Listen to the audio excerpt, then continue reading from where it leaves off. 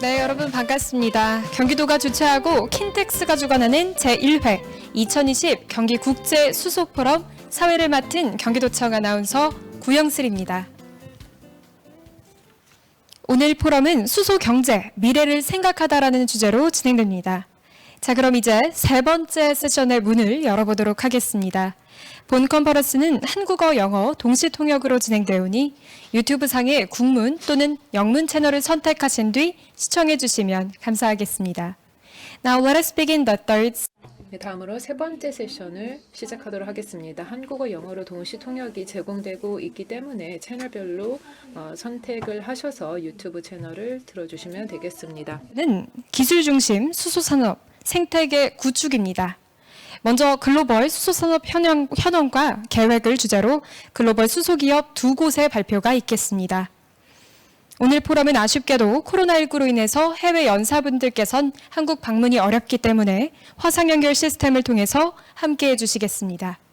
그럼 먼저 에어리퀴드의 수소에너지 전략과 정책지원부 피터 맥케이 부사장님의 발표 청해 듣겠습니다. 피터 맥케이 will have a speech. 다음으로는 피터 맥키 부사장님께서 발표를 해주시겠습니다.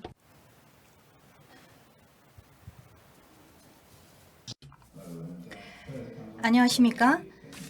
먼저 이렇게 훌륭한 포럼에서 발표를 할 수 있는 기회를 갖게 된 것을 영광으로 생각한다는 말씀을 드리고 싶습니다. 한국은 수소 경제를 촉진 개발하는 선도국 중에 하나라고 말씀을 드릴 수 있습니다.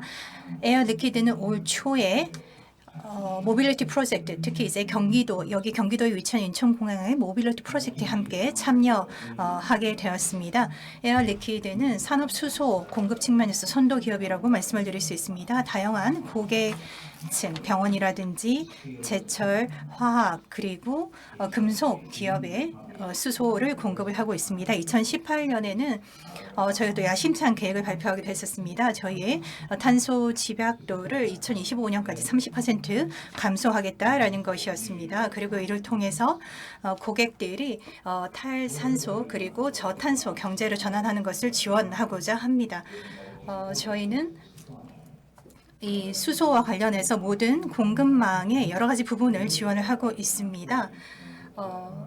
40개의 소규모 또 전해조를 저희가 운영을 하고 있기도 하고요. 저희가 공급하는 수소는 트럭과 그리고 2,000km에 달하는 수소 파이프라인을 통해서 고객들에게 공급이 되고 있습니다. 이를 통해서 다양한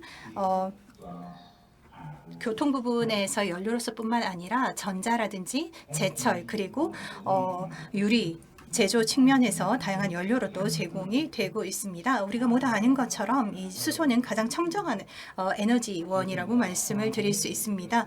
저희는 지난 20년간 이쪽 기술을 투자를 해왔고요. 지난 5년간 5억 유로에 달하는 새로운 투자를 해왔습니다. 그리고 120개의 충전소를 현재 설립을 했고요. 그리고 현재 50개 이상의 직접적으로 투자하고 운영하는 이런 충전소를 또 운영하고 있다고 말씀을 드릴 수 있습니다. 그런데 여러분 아시는 것처럼 이 수소 모빌리티와 관련해서는 닭이 먼저냐 달걀이 먼저냐라는 이슈가 계속적으로 진행이 되고 있습니다. 수소차가 없기 때문에 충전소가 없다. 아니다. 충전소가 없기 때문에 수소차가 없다. 이런 논란이 계속되고 있는 것이지요. 근데 수소와 관련해서는 전체 생태계를 모두 조율하는 것이 필요합니다. 충전소도 마찬가지고요. 수소 생산자 그리고 공급자 그리고 물류 그리고 전체 이런 충전소까지 모든 생태계가 같이 유기적으로 돌아가야 하는 것입니다. 그리고 재빨리 신속하게 그리고 유기적인 방식으로 이런 생태계가 조성되고 개발되는 것이 필요하다는 것입니다. 이런 목적으로 수서위원회가 2017년 다보스에서 발족이 되었습니다. 지난 2년 동안 저희 에어리퀴드는 현대와 함께 공동 의장을 맡아왔습니다. 이 위원회는 두 가지의 목표를 가지고 있는데요. 첫 번째는 수소 에너지를 통해서 기후 위기 해결에 기여하겠다라는 것입니다. 두 번째로는 전체 이 수소 서플라이 체인 그 공급망에 걸쳐서 최고 경영자들의 의지를 보여주겠다라는 것입니다. 이 위원회가 발족되었을 때는 13개 회원사가 있었습니다만은 최근은 92개 회원사로 늘어났습니다. 그리고 이 중요한 것은 CEO들이 참여하는 이 업계 위원회라는 것입니다. 그러니까 가장 최고위 경영 레벨에서 이런 수소 경제 또 수소 에코시스템과 관련된 생태계와 관련된 조율이 있을 수 있다라는 것이고요. 그리고 업계가 이런 효과적인 에너지 측면에서의 솔루션을 함께 공유하고 이런 부분들을 함께 조율해 나가겠다는 의지를 보여준다고 말씀을 드릴 수 있습니다. 정부라든지 또 정책 입안자들도 굉장히 중요한 파트너들이라고 할 수 있습니다. 제대로 된 정책을 입안하고 그리고 시장과 관련된 프레임워크, 기준을 세운다는 측면에서 그렇다는 것이지요. 제가 근무하고 있는 유럽 같은 경우에도 실제로 코로나19 이후에 경제 회복과 관련해서 이런 기후적인 측면을 고려한 많은 투자가 이루어지고 있습니다. 많은 유럽 국가들, EU 내 유럽 국가들이 탄소 그 저감과 관련해서 다양한 프로젝트를 진행을 하고 있고요. 또 투자를 하고 있다라고 말씀을 드릴 수 있습니다. 아시아 쪽도 마찬가지죠. 이런 이니셔티브를 같이 추진을 하고 있습니다. 저희 에어 리퀴드는 현재 이 수소위원회의 의장사를 맡고 있습니다. 그리고 이 세 가지의 목표를 함께 추진을 하고 있는데요. 이 수소위원회 이 세 가지 이 목표를 지금부터 말씀을 드리고자 합니다. 첫 번째 목표 같은 경우에는 당연하게 생각하는 것이지만 너무나 중요한 것이죠. 바로 안전성이라고 할 수 있습니다. 사실 오늘날 이 주유소에서 주유하는 행태를 보면은 실제로 굉장히 위험하죠. 아무런 교육을 받지 않은 직원이 이렇게 가연성이 높은 가솔린의 연료를 주유를 하고 있는 것입니다. 이런 식의 제어되지 않는 환경은 이제 수소 에너지와 관련해서는 생각할 수 없는 부분이라고 생각을 합니다. 이게 굉장히 고압 그리고 저온, 극저온에서 이 운송이 되고 또 제공이 되는 연료이기 때문에 실제로 미래의 연료로서 이 수소가 제대로 수소 에너지가 제대로 사용이 되기 위해서는 안전성을 확보하는 것이 무엇보다 중요하다라고 말씀을 드릴 수 있습니다. 교육과 훈련 그리고 안전성 확보가 필요하다라는 것이지요. 그리고 지난 20년 동안 저희는 실제로 표준과 그리고 규제가 굉장히 필요하다는 것을 깨달았습니다. 따라서 이 산업에 뛰어드는 새로운 기업들도 실제로 이런 표준이나 규제에 따라서 비즈니스를 하게 되면은 이 수소 시장 전체가 함께 와해되는 위험을 막을 수 있을 것이라고 생각합니다. 또 스킬이라든지 전문성이라든지 이런 것들을 배양을 함으로써 실제로 관련된 리스크를 경감시켜 나가는 부분도 굉장히 중요하다고 생각을 합니다. 이를 통해서 우리가 함께 살고 있는 환경을 보호할 수 있는 것이지요. 다음으로는 두 번째로 굉장히 중요한 부분인데 코스트 부분입니다. 비용 부분이라고 할 수 있지요. 규모의 경제를 확보하는 것이 중요합니다. 산업적인 측면에서 공급망을 만드는 것도 필요하지만 실제로 최종 사용자들의 행동 패턴을 바꾸는 것도 굉장히 중요합니다. 그러니까 아까 말씀드렸던 것처럼 실제로 최종 사용자의 비용적인 측면에서의 부담을 낮춰줘야지만 이런 에너지 전환이 이루어질 수 있다는 것이죠. 맥킨지가 올해 초 이 수소위원회에서 발표한 보고 자료에 따르면은 실제로 60%의 케이펙스 비용을 절감할 수가 있다라고 합니다. 수소 생산과 관련된 비용을 절감할 수 있는 기회가 이 정도로 있다라는 것이지요. 또 고온 그리고 액화 수소를 실제로 이제 유통할 수 있게 된다라고 하면은 관련한 유통 비용도 70% 절감할 수 있다라고 나오고 있습니다. 특히 이제 향후 10년 동안 상용차에 이런 수소 연료가 사용이 된다라고 하면은 훨씬 더 규모의 경제를 이룰 수가 있겠지요. 그리고 실제로 청정 연료로서의 수소를 구현하는 것이 굉장히 중요하다고 말씀을 드릴 수 있습니다. 클린 패스웨이가 굉장히 중요하죠. 바이오 메탄을 계속적으로 증진시키고 아까 말씀드렸던 것처럼 수소의 전체 공급망을 조율시켜 나가고 또 생태계를 만들어 나가는 것이 굉장히 중요하다고 생각을 할 수 있습니다. 또 농업이라든지 아니면은 지역 정부 또 지역과의 연계도 굉장히 필요하다고 말씀을 드릴 수 있습니다. 이를 통해서 예를 들어서 저탄소 인적을 공급할 수가 있는 것이고요. CCUS도 마찬가지입니다. 그리고 부생 수소 같은 경우도 다른 유형의 시장에서는 대체 에너지로 활용할 수 있는 가능성이 높다라는 것입니다. 에어 리퀴드가 현재 이런 수소 생태계와 함께 조율을 통해서 공동으로 진행하고 있는 프로젝트 몇 가지를 여러분들께 소개를 드리고자 합니다. 제 모국인 프랑스에서 이제 진행되고 있는 프로젝트이고요. 하이프라는 회사 케이스라고 말씀을 드릴 수 있습니다. 2015년에 수소 택시와 관련한 조인트 벤처 합작 사업으로 시작을 했고요. 5명의 드라이버, 5명의 운전사와 한 개의 충전소로 시작을 했었습니다. 도심에 있는 저희 본사 근처에 이 수소 충전소를 열고 이 시범으로 수소 택시를 운행을 함으로써 컵21 회의의 쇼케이스로 저희가 소개를 했습니다. 현대차가 차량을 지원을 했고요. 도요타도 또 자동차를 지원하고 파트너로 함께 참여를 했습니다. 이외에도 또 도요타는 금융적으로 투자도 했었고요. 130대의 수소 택시가 운영이 되고 있고 저희는 다음 단계로 해당 비즈니스를 계속적으로 확대시켜서 600대의 수소 택시 그리고 더 큰 충전소 그리고 전해조까지 통합한 형태의 비즈니스를 현재 계획을 하고 있습니다. 그리고 이를 통해서 어디서든 다시 복제해서 실행할 수 있는 택시 라이선스, 자동차와 택시 라이선스의 통합된 모델을 또 현재 구현을 하고자 노력을 하고 있습니다. 두 번째로는 H2M이라는 독일의 케이스라고 할 수 있는데 이것도 마찬가지로 닭이 먼저냐 달걀이 먼저냐입니다. 예를 들어서 예를 들어서 수소라든지 아니면 자동차 OEM이라든지 아니면은 소매 충전 관련된 비즈니스가 함께 가야 되는 컨소시엄 형태의 프로젝트라고 말씀을 드릴 수 있습니다. 2020년까지 400개의 수소 충전소를 이제 확충할 계획을 가지고 있고요.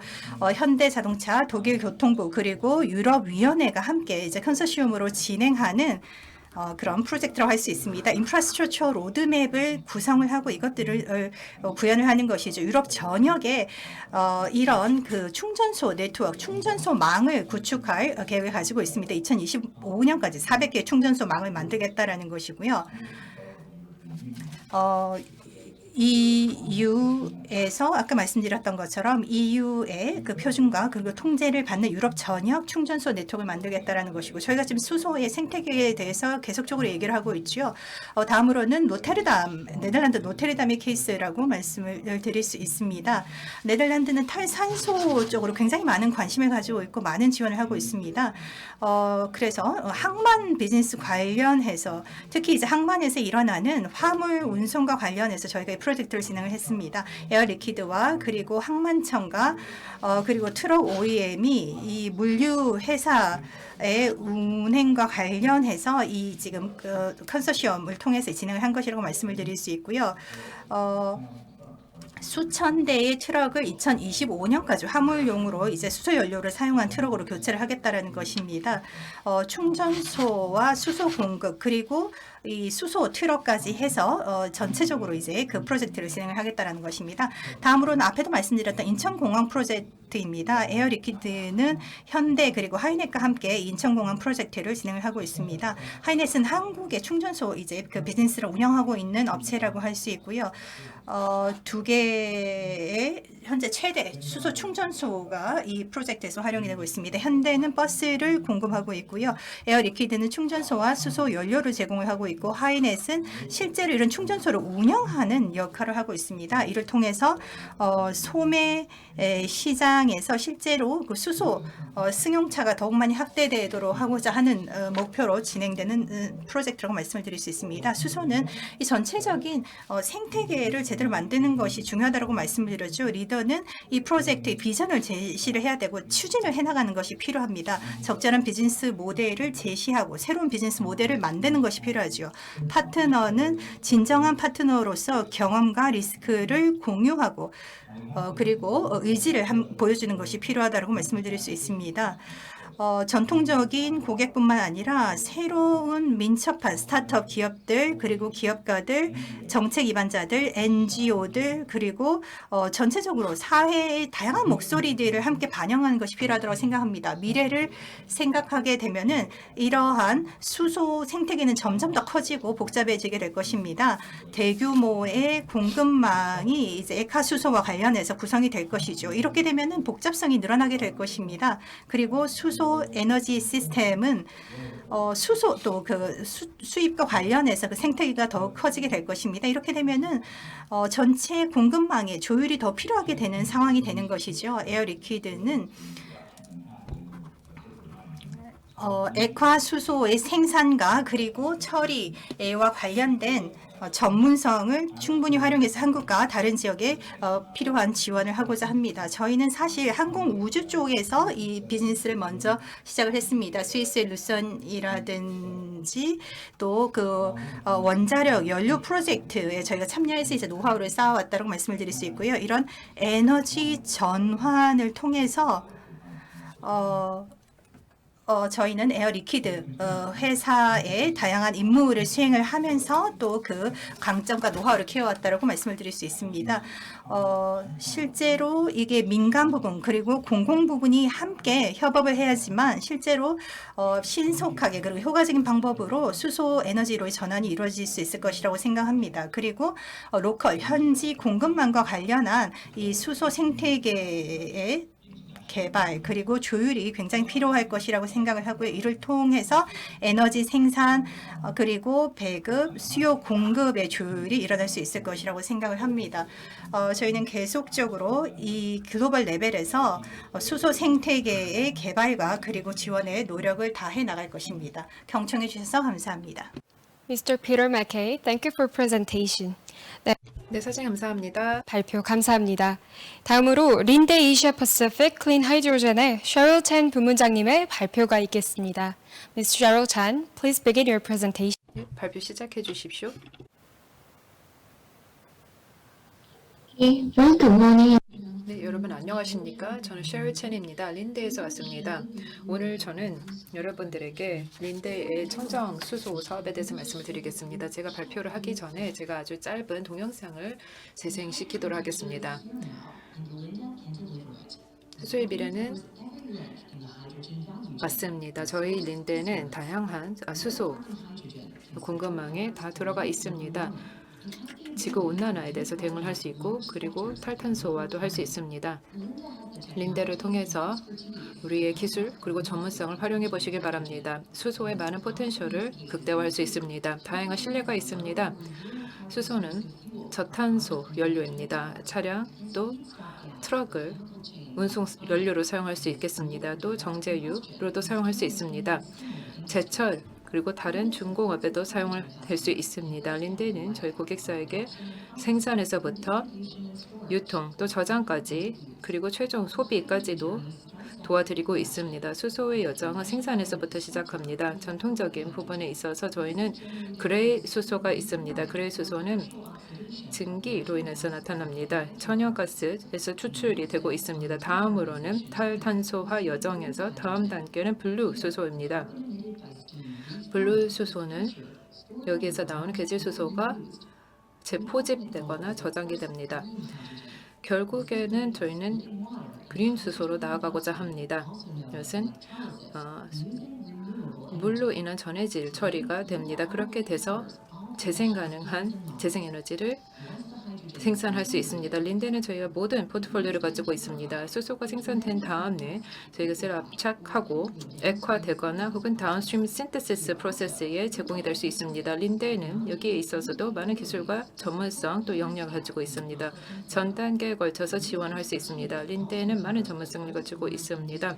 전체 저장 또 생산 또 유통에도 액화 수소로 저희가 처리를 해서 되고 수송을 하고 운송을 할 수 있습니다. 기타 다른 화학 또 산업 허브로도 제공을 할 수 있습니다. 지하 매장이 될 수도 있습니다. 린데는 벌크로 액화 수소를 제공할 수 있습니다. 현장으로 바로 저희가 운송을 할 수 있습니다. 실제 소비 지점에 대해서도 말씀드리겠습니다. 저희는 첨단 전달 체계도 가지고 있습니다. 펌프 기술, 수소 충전소를 가지고 있고 기타 다른 전달 체계 전달 기술을 가지고 있습니다. 금속, 유리, 정제 산업에도 저희가 새로운 기술 사례들을 확대하고 있습니다. Think hydrogen. Think Linda.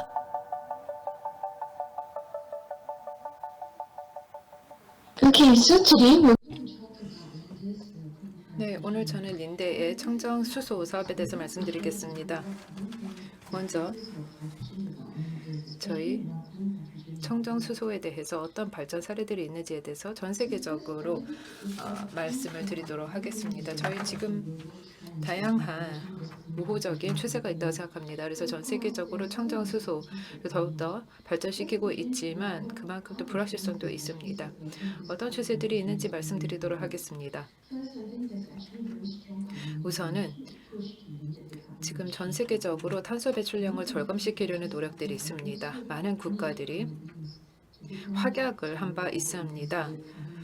네트 제로, 다시 말해 탄소 배출 제로를 2050년까지 달성하겠다라고 의지를 선언한 바 있습니다. 이런 목표치가 있는 것은 굉장히 유용합니다. 그렇게 되면은 국가 차원에서 전국 단위에서 로드맵을 발표하기 때문에 그렇습니다. 그렇게 청정 수소로 나가려고 하는 것입니다. 많은 국가들은 보조금 정책을 펴서 청정 수소 로드맵을 달성하려고 적극적으로 노력을 하고 있습니다. 이 산업이 모멘텀이 더욱더 커지면서 우리가 또 발견한 것은 여기에 참여하는 사람들이 더 많이 있다라는 것입니다. 그리고 또 지난 3년 동안 수소위원회에 참가하는 회원사들도 많이 있습니다. 지난 3년 동안 전 세계적으로 수소위원회 회원사가 13개에서 92개로 증가했습니다.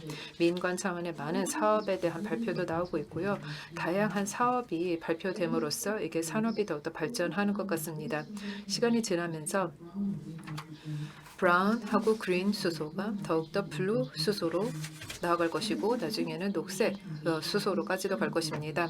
이러한 전환이 저희 산업에 있어서 매우 중요하다고 생각합니다. 나중에는 그린 수소 같은 경우는 특히나 저희 비용을 획기적으로 낮출 수 있다고 생각합니다. 그 도입의 비용 단가가 낮아질 것이기 때문에 그렇습니다. 그리고 또 많은 기술이 채택이 됨으로 인해서 더욱더 이 산업화 또 상용화를 박차를 가할 수 있게 해주기 때문에 그렇습니다. 하지만 그럼에도 불구하고 일부 분야에 있어서는 불확실성이 있을 것입니다. 글로벌 트렌드를 보시면 탄소세 혹은 탄소 가격 관련된 부분들을 생각해 볼 수 있겠습니다. 거기 이런 탈탄소 규제 면에 있어서 어떤 규제 완화가 있어야지 그 블루 그리고 그린 수소로 넘어갈 수 있을지는 미지수입니다. 그래서 여기에 대해서는 경제적인 모델이 더욱더 제시돼야 될 것 같습니다. 정부와 민간 차원에서 더욱더 노력을 해야 되겠습니다. 기업도 많은 정책 지원이 받아야 되는 것이고 그리고 또 일부 규제가 새롭게 도입이 돼야 될 것입니다. 강력하게 로드맵이 없는 분야를 지원을 해서 더욱더 이 방향 설정을 해야 될 것입니다. 예를 들어서 미국, 중국과도 같은 주도적인 국가들을 생각해 볼 수 있겠습니다. 이들 국가가 청정 수소 국가로 전환하는 데 있어서 무엇이 필요할까요?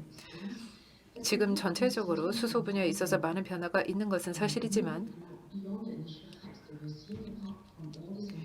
이미 지금 기존에 나온 여러 발표 사례들과 MOU 그리고 의향서 등이 이제 정부 그리고 국가 차원에서 많이 나오고 있지만 실질적으로 청정 수소를 현장에서 더욱더 도입하기 위해서는 어떤 것들이 필요한지를 잘 봐야 되겠습니다.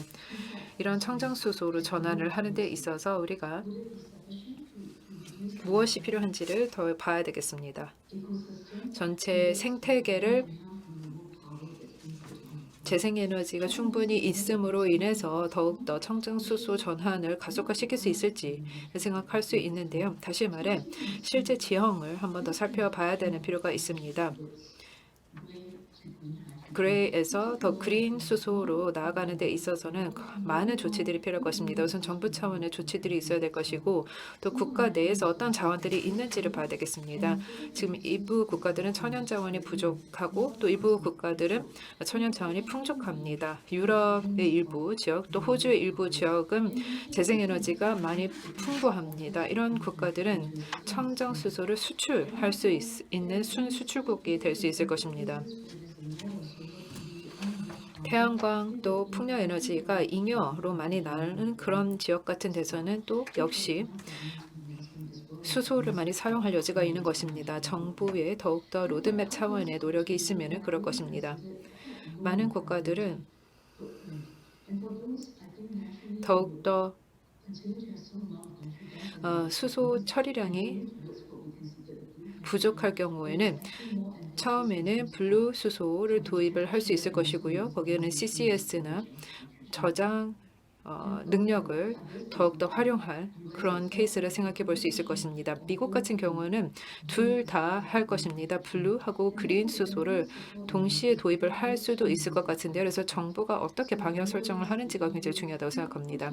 미국이나 EU 같은 경우에는 목표치를 설정하기도 했지만 그리고 일부는 예를 들어서 수송 또 모빌리티 면에 있어서는 아주 구체적인 조치를 취하기도 했었지만요. 전체적인 가치 사슬 면에 있어서 그리고 여러 그 산업 면에 있어서도 발표를 한 것이 있습니다. 그렇다면 많은 영역에 있어서 투자가 발생할 것입니다. 수소를 도입을 하는 데 있어서 일부 국가들이 더욱더 노력을 주도적으로 할 것입니다. 아태 지역을 보면은 중국, 호주 또 한국이 있겠습니다. 이들 국가들이 적극적으로 노력을 하고 있습니다.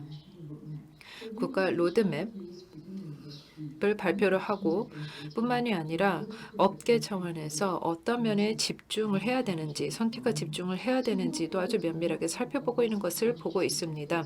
이렇게 정부 차원에서 또 민간과 어떻게 협업을 하는지를 보는 것이 매우 흥미로울 것 같습니다. 또한 그 수소의 활용 실예를 보면은 굉장히 흥미로운 것들을 볼 수 있습니다. 우선은 지금 전통적인 산업이 있어서도 수소를 사용할 수 있습니다. 탄소 발자국이 굉장히 큰 예를 들어서 이미 기존의 정제, 정유 혹은 석유화학 산업들을 생각을 할 수 있겠습니다. 하지만 시작에 가서는 이 부분이 탈탄소화 되는 것을 넘어서서 훨씬 더 많은 영역에서 탈탄소화가 될 수 있으리라 생각합니다. 이들 산업에 수소가 아주 좋은 대체제로서 사용이 될 수 있을 것이고요. 그렇게 되면은 더 다른 영역으로 탈탄소화가 될 것이라고 생각합니다. 그렇게 되면은 국가들 차원에서 탈탄소화를 더더 적극적으로 도입을 하려고 하는 국가들은 기존에 이런 전통적인 이런 재래 산업에서 더 나아가서 더 많은 다른 산업에 도입을 할 수 있을 것입니다. 예를 들어서 한국 같은 경우는 수소를 통해서 탈탄소화를 하는 데 있어서 모빌리티 영역을 주력하고 있습니다. 이게 민간 수소차 도입이 될 수도 있겠고요.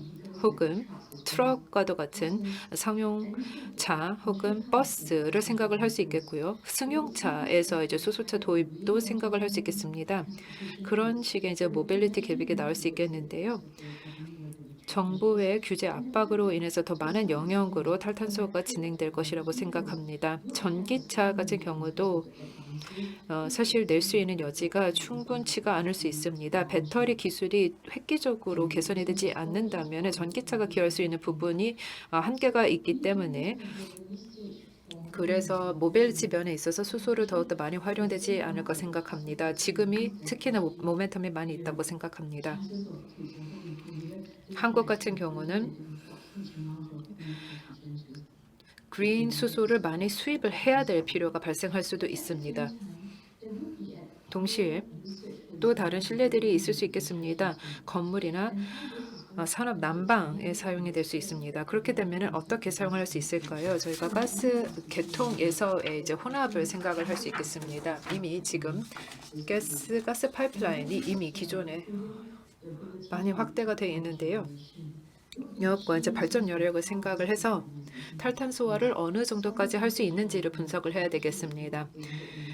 수소가 가스 파이프라인에서 혼합이 되고 있는 것도 지금 저희가 지켜보고 있는데 유럽 같은 경우에서는 5에서 10% 정도인데요.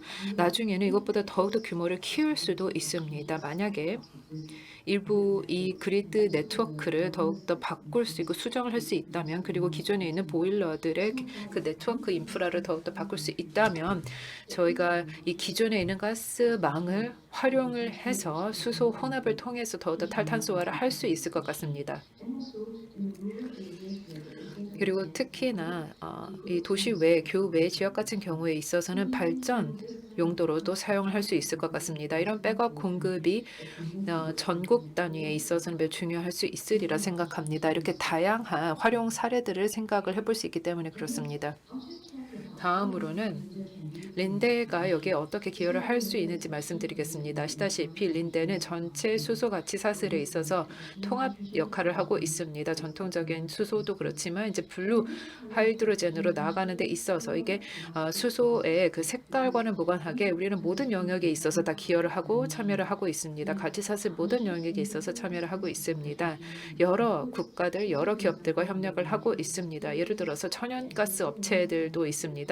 천연가스 업체들은 이제 그리드망 가지고도 저희가 노력을 하고 있고, 또 재생 에너지 관련된 뭐 풍력 에너지 업체라든지 혹은 태양광 업자와도 저희가 협력을 하고 있습니다. 이렇게 파트너십이 많으면 많을수록 저희가 더 함께 같이 녹색 기술로 나아갈 수 있습니다. 저희가 자체 기술도 보유하고 있지만 또 ITM 파워에 있어서도 우리가 또 투자를 많이 보고 있기 때문에 그렇습니다.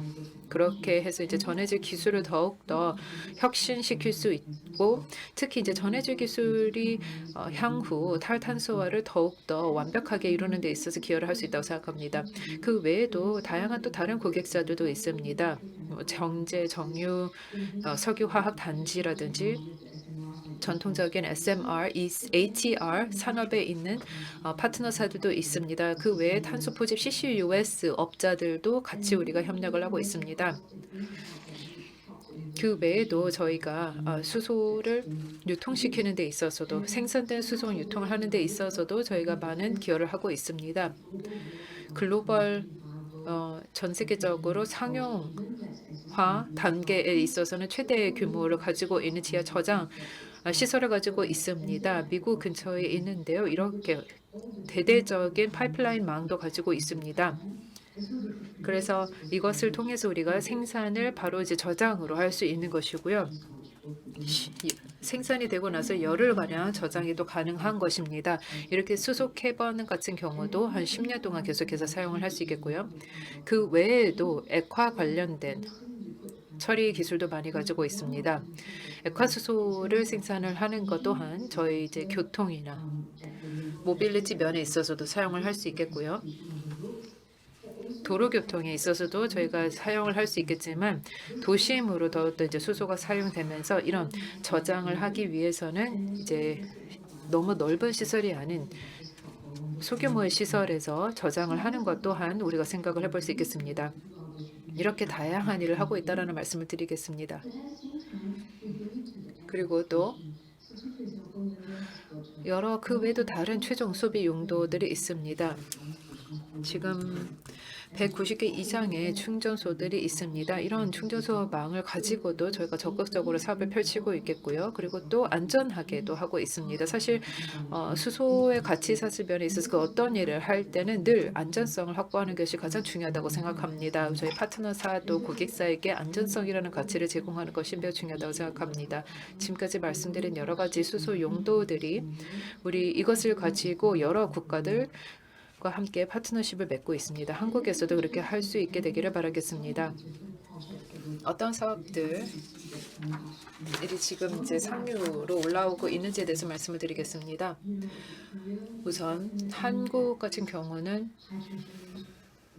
이 수소 충전소들이 있고요. 한국도로공사와 함께 협업한 것이 있습니다. 이것을 내년부터 이제 더욱더 설치를 많이 하려고 할 것이고요. 그리고 향후 더욱더 구축을 하려고 노력하겠습니다. 한국에서는 특히나 정부 차원에서 수소 경제로의 이제 전환을 많이 하려고 있기 때문에 특히 모빌리티 영역에서 많은 초점을 두고 있기 때문에 그렇습니다. 그 외에도 다른 파트너십도 많이 있습니다. 효성과 함께 저희가 협업하는 것이 있습니다. 액화 시설을 한국 최초로 도입을 하는 그런 사업이 있습니다. 그 외에도 다른 다양한 사업들이 있겠습니다. 한국뿐만이 아니라 한국과 협업해서 전 세계적으로 같이 일을 할 수 있겠습니다. 예를 들어서 지금 남태평양 호주에 있었어도 사업들이 있습니다. 15메가와트 전해질 프로젝트도 있고요. 그 외에도 제철 산업의 탈탄소화도 저희가 많이 주력하고 있는 산업입니다. 여기에 있어서 탄소 발자국을 많이 줄일 수 있다고 생각합니다. 이제 정제소와 같이 노력을 할 수 있다고 생각합니다. 동시에 유틸리티 면에 있어서 에너지 그리드에 생산을 하면서 동시에 이제 재생에너지를 생산을 하면서 이제 전해질 기술을 같이 동시에 개발시킬 수 있다고 생각합니다. 그렇게 해서 그린 수소를 생산을 하고 이것을 바로 파이프라인에 공급을 해서 할 수 있습니다. 5에서 10% 혼합을 하면서 이제 작게 시작을 하지만 나중에 규모를 더 키울 수 있다고 생각합니다. 예를 들어서 제가 지멘스와 같이 하고 있는 사업도 있고요. 유럽에서 하고 있는 사업도 있습니다. 그래서 저희가 이렇게 전체적으로 이런 첨단 기술을 많이 가지고 있다고 생각하고 있고 그렇게 해서 청정 연료를 더욱더 시장에 공급할 수 있다고 생각합니다. 그것으로 발표를 마무리하도록 하겠습니다. 감사합니다. Ms. Cheryl Chen, thank you for presentation. 감사합니다. 셔럴 첸님. 감사합니다. 다음으로 국내 수소 국산화 기술 개발 현황 및 협력 사례에 대해 알아보겠습니다. 이번 발표는 송민호 한국가스기술공사 신성장 사업처장님께서 진행해 주시겠습니다.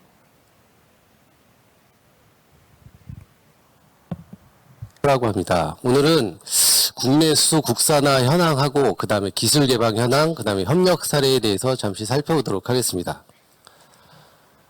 목차는 국산화 기술 개발에 대한 추진 배경하고 그다음에 우리 공사가 수소 산업 육성을 위해서 어떤 노력을 했는지, 다음은 우리가 중소기업을 위해서 어떤 그 노력을 앞으로 협력을 할 것인지에 대해서 설명드리도록 하겠습니다.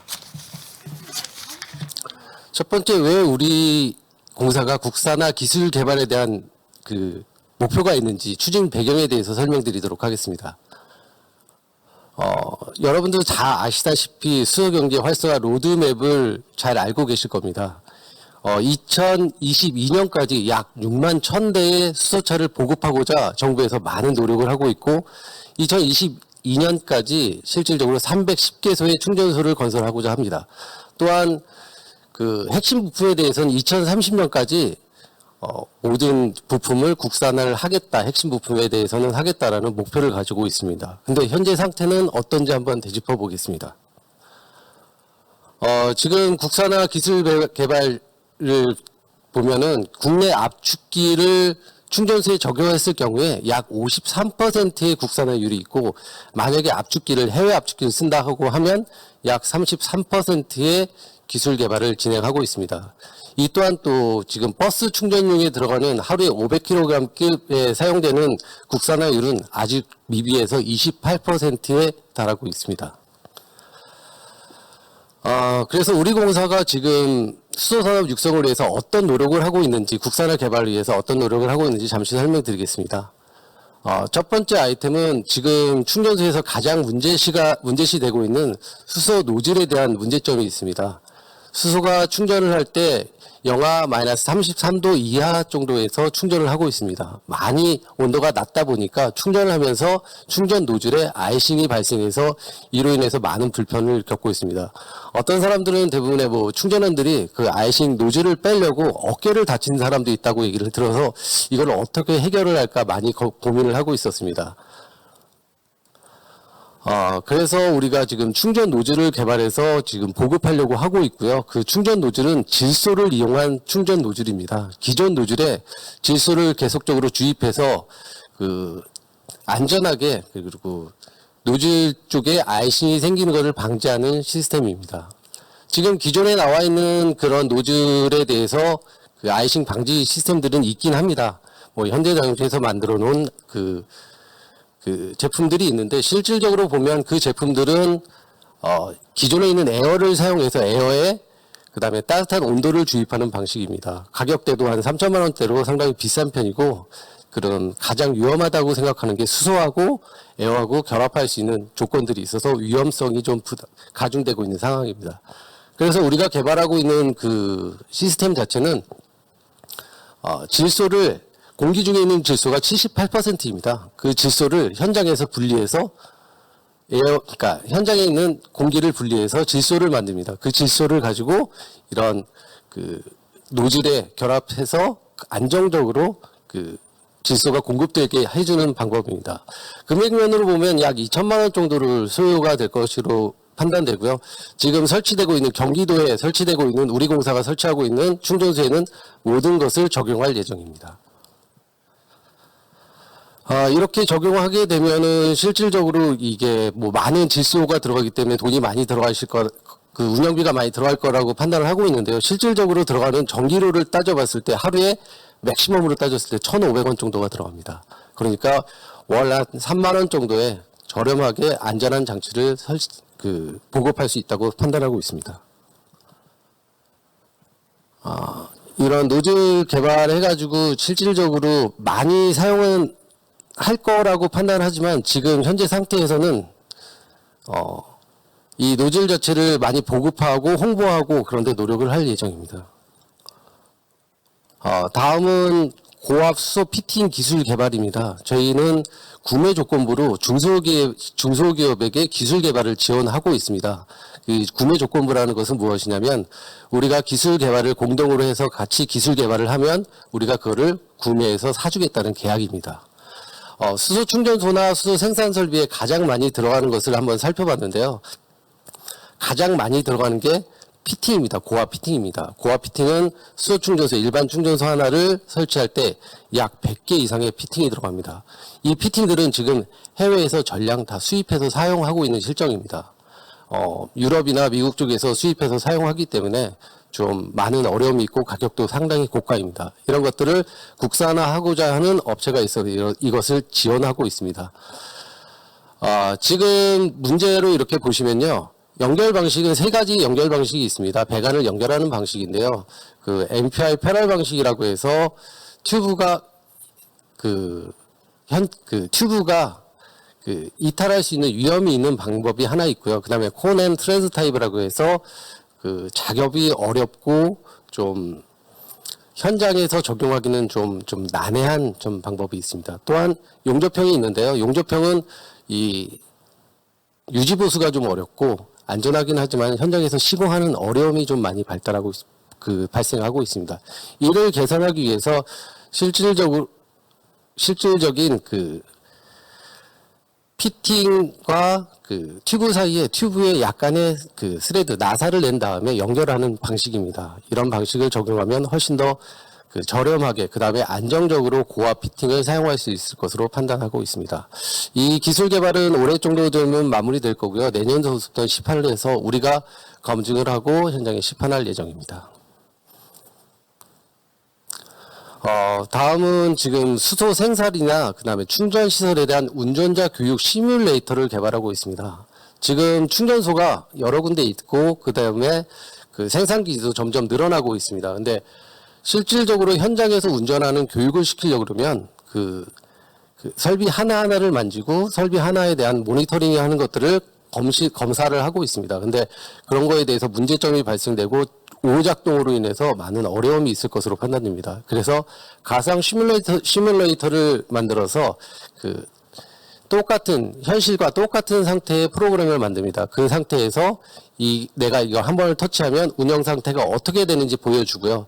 그 다음에는 이 상태가 문제가 발생됐을 때 어떻게 조작을 해야 된다라는 것을 점차적으로 초보 운전자들도 익힐 수 있는 시스템들입니다. OTS라는 거에 대해서 정확히 말씀드리면 운전 중인 설비의 가동 상황을 수학적 모델을 기반으로 해서 실시간으로 모사해서 자동 제어 설비의 접목 후 정상과 비정상 상태를 비교해서 운전자를 교육시키는 프로그램이라고 보시면 되겠습니다.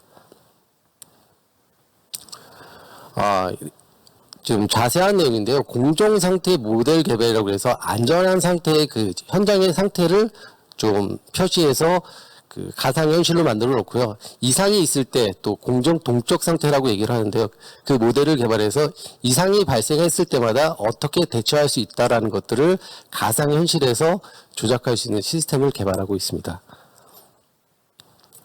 이렇게 되면 조업자의 훈련이 아주 간단해지고 먼저 현장에 투입하기 전에 운전자들이 교육을 받고 투입할 수 있는 장점이 생길 겁니다.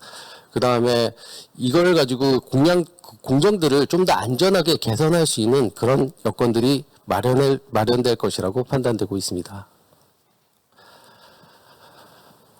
우리 공사가 지금 올해까지 지금 건설하고 있는 충전소는 18개의 충전소를 건설하고 있고 생산 설비들은 약 지금 2개를 하고 있습니다. 네, 저희가 목표하고 있는 거는 충전소 약 115기, 분산형 수소 생산기지 10기, 그 다음에 거점형 생산기지 5기를 목표로 하고 있고, 이 그 설비들의 운전 시스템들을 다 이 OTS 이 시스템들을 다 적용해서 이게 운전을 할 때 좀 더 안전하고 확실하게 운전할 수 있는 시스템들을 개발을 하려고 하고 있습니다. 다음은 이제 그 수소의 트렌드가 이제 점점 바뀌고 있죠. 지금 현재 수소는 기체 상태의 수소를 이송해서 수소를 충전하는 방식입니다. 근데 이 트렌드는 점차 변경될 거고 바뀌어 갈 것이라고 판단하고 있습니다. 그 중에 가장 큰 게 액화 수소라고 판단을 하고 있고, 정부도 알고 있고 모든 사람들이 이제 앞으로 액화 수소가 대세가 될 것이라고 판단하고 있습니다. 근데 지금 액화 수소의 기술 개발 현황을 보면 현재까지 우리나라에서 액화 수소에 대한 기술은 전무하다고 보셔도 될 겁니다. 네, 저희가 지금 액화 수소를 만드는 공정을 우리가 직접 개발하고 사용하겠다고 하면 너무 오랜 시간들이 걸립니다. 그래서 지금 기존의 선진국들이 사용하고 있는 액화 수소 발생하는 것들은 그쪽에서 맡겨놓고, 저희는 최소한의 제일 많이 사용할 것들이 무엇인가를 판단했을 때 액화 수소 충전소가 우리나라의 모델로 정립될 수 있도록 그것을 지원하려고 합니다. 앞으로는 액화수소 충전소가 대세라고 판단을 하고 있고요. 그 다음에 액화수소 충전소 중에 우리나라가 가지고 있지 못한 기술이 무엇인가를 하나하나 염두에 봤을 때, 저장 용기, 그거는 우리나라에서 충분히 지금 사용하고 개발할 수 있다고 판단하고 지금도 사용이 가능하다고 생각합니다. 그런데 가장 핵심 부품인 액화수소 고압 펌프를 개발하고자 합니다. 지금 액화 충전소의 핵심 기품인 고압 펌프들은 지금 해외에서 다 전량 수입하고 있는 실정인데요. 이것들을 우리나라 실정에 맞게 개발하고 사용할 수 있다면 훨씬 더 액화수소의 그 가격이라든가 그런 단가들을 점점 낮추어 갈 수 있다고 판단합니다. 액화 상태의 수소를 900기압으로 압축 후 기화해서 다시 넥소라든가 버스에 충전하는 시스템인데요. 지금은 이렇게 액화수를 이용하면 장점들이 상당히 많습니다. 펌프 얘기고요. 액화수를 사용하게 되면 그 충전소의 설치 면적은 상당히 적어집니다. 약 20분의 1 정도로 대폭적으로 축소할 수 있고요. 충전 용량은 기존의 3배 이상 아주 높게 많은 양을 충전을 할 수 있습니다. 그리고 지금 낮은 운송 비용이라고 했는데요. 그 기체수를 운송하는 것보다 약 3배, 4배 정도의 낮은 가격으로 운송이 가능해집니다. 왜냐하면 부피가 그만큼 줄어들기 때문에 많은 양을 이송할 수 있기 때문입니다. 가장 중요한 거는 낮은 설비 비용입니다.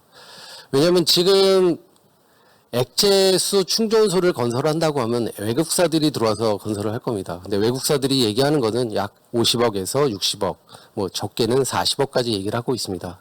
근데 이 비용들을 점차 줄여가야지 우리나라의 경제성이 생깁니다. 지금 기체 충전소에서 충전하는 25kg급, 시간당 25kg급이 설치 비용이 약 30억을 생각하고 있는데요. 그거보다 훨씬 더 저렴하게 한 20억 정도에서 설치를 하고, 그 다음에 더 많은 양을 충전할 수 있다면 수소 경제는 좀 더 빨리 다가올 것으로 판단하고 있습니다. 그래서 우리 공사의 최종적인 목표는 수소 충전소, 액화 수소 충전소 모델을 개발해서 보급하는 것을 목표로 갖고 있습니다. 그것도 20억 미만으로 좀 좀 개발하는 것을 목표로 갖고 있습니다. 다음은 이제 중소기업 국산화 협력 사례에 대해서 잠깐 마지막으로 설명드리려고 합니다. 지금 충전소에는 지금 여러 가지 국산화 기술들이 개발되고 있는데요. 지금 수소를 생산하는 그 생산 설비에 대해서는 국산화 기술들이 지금 개발되고 있습니다. 근데 문제점이 있습니다. 보시면 지금 충전 설비 말고 지금 생산 설비를 유닛으로 만들어서 패키징으로 만들어서 판매를 하고 있는데 실질적으로 이것을 사주는 사람이 아무도 없습니다. 왜냐하면 그런 실증이 없고 실적이 없기 때문에 이게 어느 정도의 성능이 가지고 있는지를 판단을 하고 있지를 못하고 있습니다. 지금 한국에너지기술연구원에서 개발한 수소 모듈화, 가압형 모듈화 고순도 수소 생산 유닛이 있습니다. 이것은 2017년서부터 개발을 시작해서요. 지금 거의 개발이 완료되었습니다. 개발 비용은 약 180억 정도로 꽤 많이 들어간 개발 비용, 국가 예산이 들어갔습니다. 그 개발 비용을 들어가서 개발이 완료돼서 어떤 중소기업, 원일 T&I라는 중소기업에 넘겨놨죠. 근데 원일 T&I가 이거를 판매를 할 수가 없습니다. 왜냐하면 외국 장비에 뒤처지기 때문입니다. 기능이 뒤처진다는 게 아니라 실질적으로 실적이 없다는 레퍼런스가 없기 때문에 이거를 어디에 설치할 수 있는 그 근거가 없다라는 것입니다. 그래서 우리 공사는 지금 저희가 평택의 수소 생산 기지를 만들고 있는데요. 지금 그 평택시와 경기도의 허락하에 그 국내 제품을 좀 활성화시키자고 해서 이런 것들을 실증 사업을 평택에서 같이 하기로 하였습니다. 그래서 국내 기업의 판로 개척을 위한 국내 기술 안전성 및 신뢰성 검증을 지원하고자 하는 게 최종 목표입니다. 그래서 세계 최고 기술의 기술을 가지고 있어도 지금 사용할 수 없다라는 그 단점이 있기 때문에 그 최고의 기술을 우리 현장에서, 우리 사이트에서, 경기도 사이트, 평택에서 이것을 인증해주고 실증해줘서 앞으로의 판로를 개척해줄 예정입니다. 우리가 지금 평택에 하고 있는 것은 산업부 공모사업과 연계해서 실증을 하겠다라는 겁니다. 이 평택의 생산기지는 산업부 공모과제로 받아서 2021년 내년 9월에 준공 목표를 가지고 있고 이 현장에 저희가 3,500짜리 계질기 외에 300루베짜리 국산화 계질기를 같이 사용함으로써 실증을 할 예정입니다.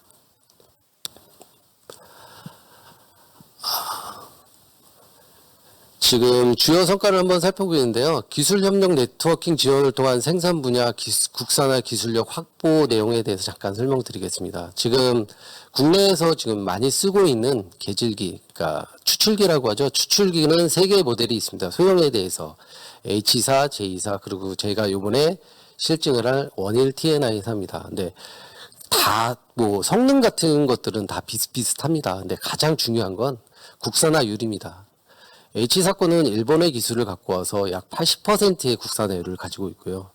J사 경우에는 다른 국내 기술을 다 했지만 지금 PSA는 또 외국에서 수입하기 때문에 약 86% 정도의 국산화율을 보이고 있습니다. 만약에 원일 T&I가 이런 쪽에서 우리가 그 실증을 성공하고 사용을 한다면 국산화율은 97% 거의 100%에 가까운 국산화율을 이룰 수 있습니다. 이로 인해서 우리나라가 지금 생각하고 있는 우리나라가 지금 세계에서 가장 핫한 수소 산업을 이끌고 있습니다. 그런데 대부분의 잔치들은 외국사들이 들어와서 그것을 테스트하고 그거를 실증해주는 그런 시스템으로 가고 있습니다. 이게 지금 우리가 하고 있는 잔치가 외국사들을 위한 잔치가 아니라 우리나라 사람들이 우리나라의 기술을 발전시키고 더 향상시킬 수 있는 그런 도움이 꼭 필요하다고 생각을 합니다.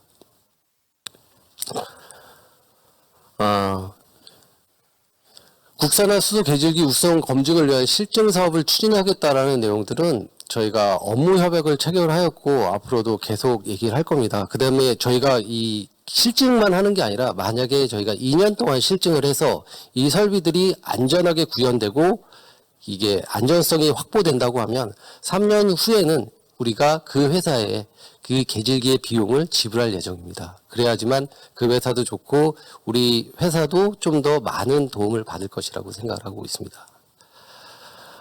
이렇게 해서 우리나라에서 개발된 피팅, 아까 앞에 설명드린 피팅, 액화펌프, 이런 계질기, 이런 것들이 지금 수소산업이 제일 활성화되어 있는 우리나라에서 시험을 하고 이런 기술들을 더 개발해서 해외에서도 우리나라 설비들, 우리나라 제품들이 쉽게 사용할 수 있는 그런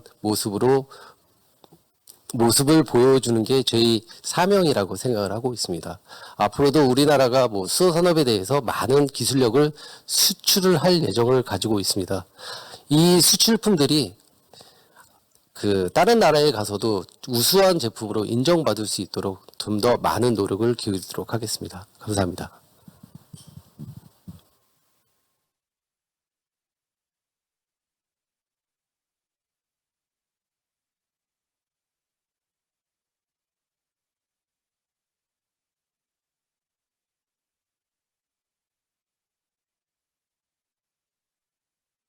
네, 송민우 처장님 발표 감사합니다. 그럼 이어서 기술 중심 수소산업 생태계 구축 방안 및 경기도의 역할을 주제로 패널 토론 이어가도록 하겠습니다. 토론에 앞서 세 번째 세션의 패널분들을 소개해 올리겠습니다. 세 번째 세션의 좌장을 맡아주실 이상엽 한국과학기술기획평가원 부원장님 참석해 주셨습니다. 네, 발표를 해주실 구영모 한국자동차연구원 센터장님 나와주셨습니다.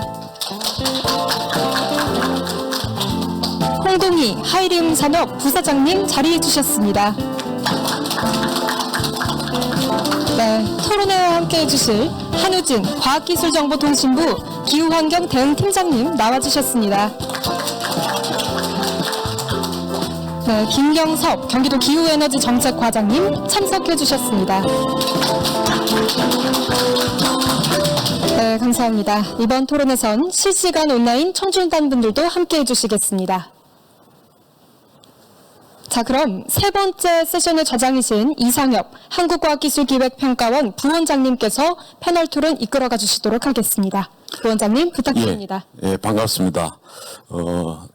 세 번째 세션의 좌장을 맡은 키스텝의 이상엽이라고 합니다. 이번 세션은 특히나 기술 중심의 수소 경제를 이끌어갈 내용을 가지고 세 번째 세션을 진행하도록 하겠습니다. 여기에는 두 개의 발표가 있겠고 또 두 분의 우리 패널을 초대해서 토의를 하도록 하겠습니다. 그래서 먼저 첫 번째로 기술 중심의 수소 산업 생태계 구축 방안 및 경기도 역할이라는 제목을 가지고 한국자동차연구원의 수소 모빌리티 연구센터의 구영모 센터장님을 모셔서 첫 번째 발제를 듣도록 하겠습니다.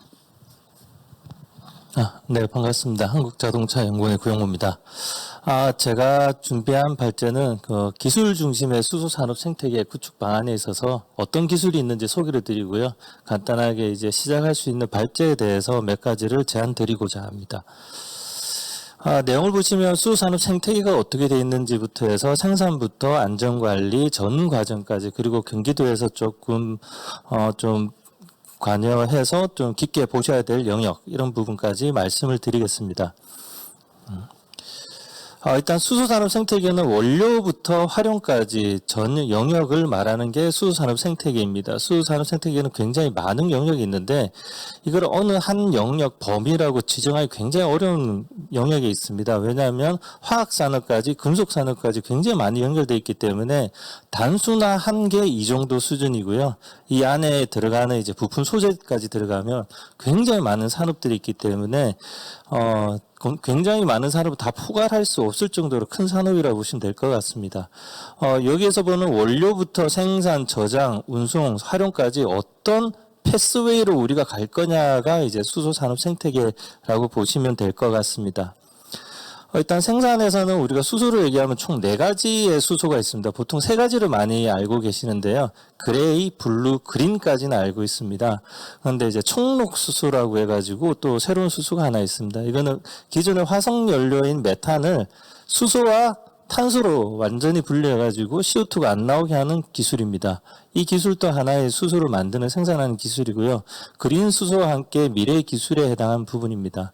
근데 생산 부분에서 기술적으로 저희가 경제적이냐, CO2가 많이 나오느냐, 이런 이제 장단점을 가지고 어떻게 할 것이냐를 많이 하고 있는데, 기술적으로 보면은 그레이 수소는 충분히 기술적으로 다 성숙된 형태입니다. 하지만 국내에서는 없고요. 블루 수소 같은 경우는 CCU 기술이 가시적으로 나오지 않으면 CCS의 의미가 없는 형태가 됩니다. 그린 수소는 당연히 이제 우리가 개발을 해야 되는 수준의 영역입니다. 충록 수소는 아직까지는 기초 기술 수준이지만은 이 기술도 우리가 육성해야 되는 기술 중에 하나입니다. 저장을 보시면 지금 현재는 기체를 하고 있지만은 오늘 뭐 두 번째 발대자인 하이륨에서도 이제 액체 수소에 대해서 좀 얘기해 주실 거고요. 그 다음에 고체, 액상, 고상 다양한 방식의 저장 방식이 있습니다. 이 저장 방식은 내가 어떻게 운송할 거냐, 아니면 하루를 저장할 거냐, 1개월을 저장할 거냐, 아니면 몇 달을 저장할 거냐에 따라서 방식이 달라집니다. 그러니까 하나의 방식의 저장 방식을 우리가 고집할 수는 없고요. 이 어플리케이션이 어떻게 이용되느냐, 나는 여름에 재생에너지로 만든 수소를 저장해서 겨울에 쓰겠다. 그럼 거기에 맞는 저장 방식을 써야 됩니다. 그래서 어떤 응용에 따라서 아래에서 보시는 거죠. 활용 형태에 따라서 운송 방식이나 저장 방식이 달라지고 또 운송 방식에 따라서 저장 방식이 달라진다고 보시면 될 것 같습니다. 기술적으로는 이제 내수용으로 쓰이는 기체 방식이 있고요.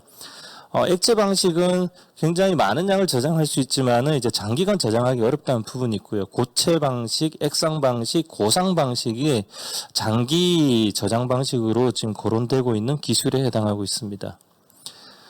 운송 부분입니다. 운송은 저희가 튜브 트레일러로 운송하는 게 있고, 그 다음에 탱크롤리로 운송하는 게 있고, 파이프라인으로 운송하는 게 있고, 또는 이제 해외에서 수소를 가져오는 방식의 운송 방식, 이렇게 크게 네 가지로 나뉘고 있습니다. 탱크롤리 안에는 앞에서 말씀드린 이제 LOHC 같은 액상 방식, 또 액체 수소 방식도 다 포함을 하고 있고요. 보시면은 여기는 국내 운송 방식에 해당하고요. 이런 선박으로 가지는 것은 해외 운송 방식입니다. 튜브 트레일러는 초기 투자비가 낮기 때문에 지금 모든 수소 충전소에는 튜브 트레일러를 이용합니다. 하지만은 이 운송 비용을 낮출 수가 없습니다.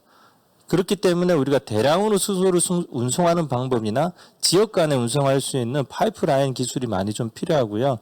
단점이 있습니다. 초기 투자비가 너무 큰 거죠. 예를 들어서 운송 비용은 떨어지지만 초기 투자비가 높기 때문에 설계를 잘해야 되는 부분이 있고요. 이 거리라는 게 굉장히 중요합니다. 근거리냐 장거리냐 지역 간의 거리냐 또 생산지와 또 예를 들면 경기도에서 수소를 받을 수 있는 곳이 LNG 인수기지가 있는 평택이냐 아니면 경기도 내에서 생산할 거냐 아니면 울산과 같은 부생수소가 많은 지역에서 가져올 거냐 또는 인천에서 가져올 거냐에 따라서 거리가 정해지면서 거리에 따른 운송 방식에 따른 내가 효율성을 따져야 되는 부분이 있습니다. 근데 효율적으로는 좋지만 아직까지 기술이 안 돼 있다면 기술을 개발해야 되는 부분이 있고요. 그래서 이런 거를 어떻게 우리가 운송할 거냐라는 부분도 굉장히 중요합니다. 모빌리티 부분입니다. 모빌리티는 수소를 전기로 사용해서 운행하는 모든 수단을 얘기합니다. 그래서 육상용, 해상용, 항공용이 있습니다. 다양하게 기술이 개발되고 있고요. 아래 시스템은 자동차에 관련된 시스템인데 연료전지 시스템, 스택, 수소 공급, 공기 공급, 열 관리, 또 수소 저장부터 해서 또 전장 시스템까지 있습니다. 근데 문제는 육상용하고 그 다음에 해상용, 항공용에 따라서 기술이 다 틀려집니다. 그래서 승용차 기술을 사용할 수 있는 거는 이 자동차와 철도 영역에서만 사용할 수 있고요. 그 이상을 벗어나게 되면 이제 건설에 맞게끔, 특수차에 맞게끔, 또 해상용에 맞게끔, 항공용에 맞게끔 다시 또 개발이 돼야 되는 부분이 있습니다.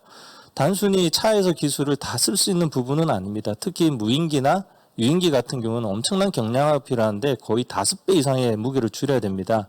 그럼 새로운 기술이 들어가야 됩니다. 이런 기술에 대해서는 이제 과기부에서 준비하고 있는 걸로 저도 알고 있고요. 이런 기술 중에서 우리가 키 테크놀로지가 어떤 거냐를 잘 찾아내서 기술 개발해야 되는 부분이 있습니다. 네, 그다음에 수소 발전 부분입니다. 수소 발전하게 되면 연료전지라고 하시는데 연료전지에는 종류가 굉장히 많습니다. 그래서 PEMFC, PAFC, AFC, MCFC, SFC 굉장히 많은데요. 다 쓰임새가 다 틀립니다. 가정용으로도 쓰일 수 있고 건물용, 발전용 다양하게 쓸 수 있기 때문에 어떤 어플리케이션을 쓰냐에 따라서 종류를 정하게 됩니다. 그리고 이제 보시면은 열을 쓰느냐 안 쓰느냐 또는 천연가스를 쓸 거냐 수소를 쓸 거냐에 따라서 어플리케이션이 다 달라집니다. 그래서 단순히 연료전지가 아니라 내가 어떤 위치에서 어떤 원료를 쓸 거냐에 따라서 연료전지를 선택해야 되고요. 다 연료전지 발전이 좋다는 것은 아닙니다. 왜냐하면은 연료전지도 효율이 보시면 높은 게 있고 낮은 게 있습니다. 그럼 효율이 높은 게 좋으냐? 그건 또 아닙니다. 낮은 것은 또 이게 열을 이용할 수 있는 게 있어서 종합 효율이 또 굉장히 높다든지 그렇게 있기 때문에 내가 열을 쓸 거냐 안 쓸 거냐에 따라서 정해집니다. 그러면서 이 전기 효율을 계속 끌어올릴 수 있는 기술이 계속 개발돼야 되고요. 특히 보면은 스택 내구성. 아직까지는 저희가 집에서 보일러를 쓰시고 계시는데 이 보일러 기술보다는 연료전지 내구성은 떨어집니다. 뭐 보일러가 싸고 너무 경제적이고 좋기 때문에 그 열을 감당하기 위해서 연료전지를 돌리는 것은 무리가 있고요. 전기와 열을 같이 이용할 때 연료전지를 돌린다 보시면 됩니다. 그 다음에 또 우리가 발전하면 좀 생소할 수도 있겠지만 수소를 혼수하는 방식이 있습니다. 기존의 LNG에서 수소를 혼수해서 사용하는 건데요. 이건 CO2를 저감할 수 있는 기술입니다. 대량으로 수소를 소비하는 형태가 되겠고요.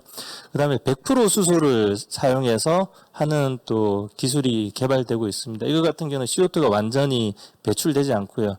단 낙스가 생기는 문제점을 어떻게 해결할 거냐 이런 것들이 기초 개발이 되고 있습니다. 이제 안전 부분입니다.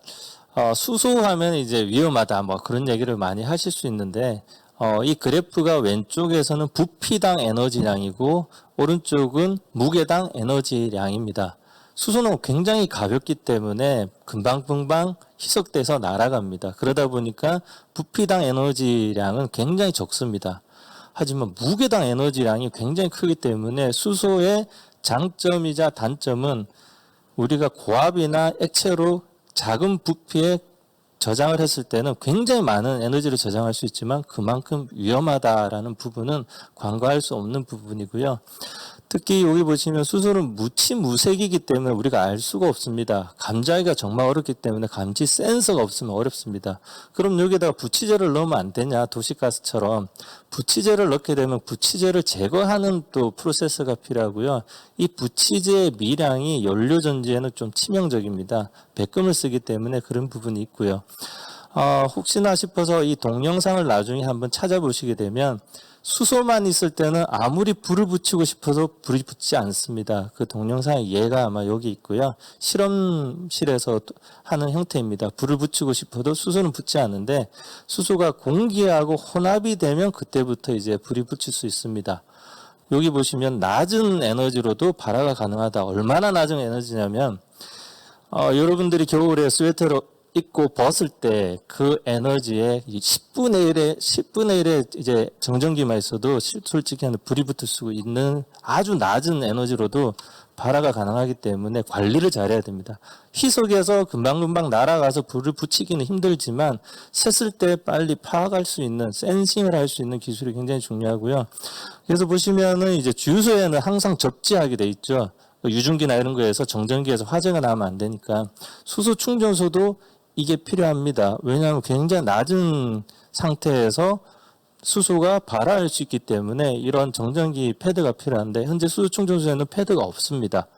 셀프 충전소가 아니라서 그렇습니다. 셀프 충전소가 아니라서 이제 충전원이 그런 교육을 다 받고 있어서 이걸 진행하고 있는데 만약에 수소 충전소가 나중에 셀프 충전소가 된다고 하면 대부분 이거를 찍는 분이 계시고 안 찍는 분이 계십니다. 수소 충전소는 다 터치패드를 대셔야 됩니다. 왜냐하면 너무 낮은 에너지로도 발화가 될 수 있기 때문에 일단 새지 않게 만들겠지만 샜을 때를 방지하기 위해서는 그런 부분 좀 필요하고요. 전 과정 하면 굉장히 어려운 단어일 수도 있지만 우리가 미래를 위해서는 이 부분은 꼭 짚고 넘어가야 됩니다. 전기차가 좋다, 수소가 안전하다, 수소가 CO2가 없다. 수소차는 CO2가 안 나오죠. 연료전지도 뭐 수소로 이용하면 안 나옵니다. 하지만 전 과정을 봐야 됩니다. 수소가 어떻게 태어났냐를 봐야 되죠. 앞에서 수소 생산 방식이 4가지 방식이 있다고 했는데 그 방식 중에 미국 중심으로 LCA를 데이터를 뽑은 형태고요. 해보면은 이제 수소 자동차가 한 122g 킬로미터당, 그 다음에 휘발유가 257, 경유가 217. LCA를 해보면 전과정 평가를 해보면 전기차 수소자가 CO2가 작다라는 거는 맞습니다.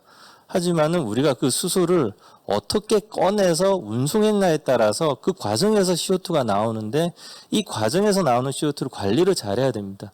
그럼 전 과정을 다 분석을 해야 됩니다. 수소차가 아니라 수소차에 들어가는 수소까지의 전 과정을 분석해서 어떤 부분을 우리가 에너지 효율적으로 올릴 거냐 아니면 온실가를 줄일 거냐 이런 부분에 대한 연구가 많이 들어가야 되는데 안타깝게도 우리나라 같은 거 이 부분이 많이 약합니다.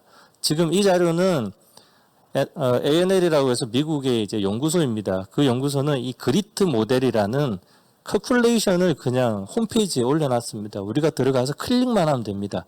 전기차 CO2 얼마 나오는지, 수소차 CO2가 얼마 나오는지, 어떤 연료에서 나오는지 클릭을 하면 다 나오기 때문에 이런 부분에 대해서 우리도 많이 좀 해야 될 것 같고요. 뭐 경기도의 역할을 생각을 해본다면 제일 중요한 거는 이 패스웨이입니다. 어떤 패스웨이로 전 과정을 경기도는 가려고 하느냐, 뭐를 이용해서 생산하고 저장하고 운송하고 활용할 것이냐.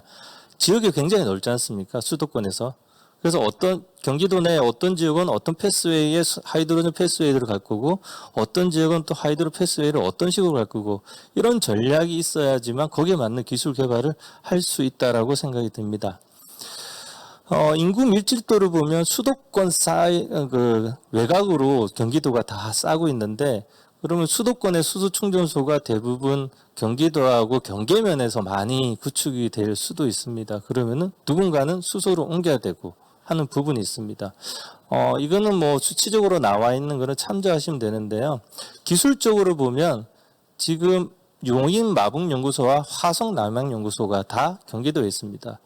이 두 곳 사이에 굉장히 많은 수소차 부품업체들이 지금 있습니다. 그 부품업체들이 수소차 보급 활성화만 되면 무조건 성장을 합니다. 근데 그 업체들이 제일 힘들어하는 게 뭐냐면 품질 관리에 지금 굉장히 어려움을 겪고 있습니다. 한 번도 만들어 보지 않은 부품입니다. 새로 만드는 부품이기 때문에 어떻게 품질 관리를 해야 될지 참 난감한 공정들이 많아서 이 부분으로 어떻게 기술 개발할 수 있게 도와줄 수 있는지 이 부분을 고민해야 될 부분이 있고요. 그 이유는 간단하게 설명드리면은 수소차 10,000대를 생산할 때 어떤 부품은 1,000,000 개를 생산하는 부품이 있습니다. 수소차 안에. 차 10,000대 중에 하나라도 고장나면 안 되겠죠. 10,000대밖에 생산 안 했습니다. 근데 그 부품 중에는 어떤 기업은 10,000대면 1,000,000 개를 만들어야 되는데 그 중에 하나라도 고장나면 안 된다는 거죠.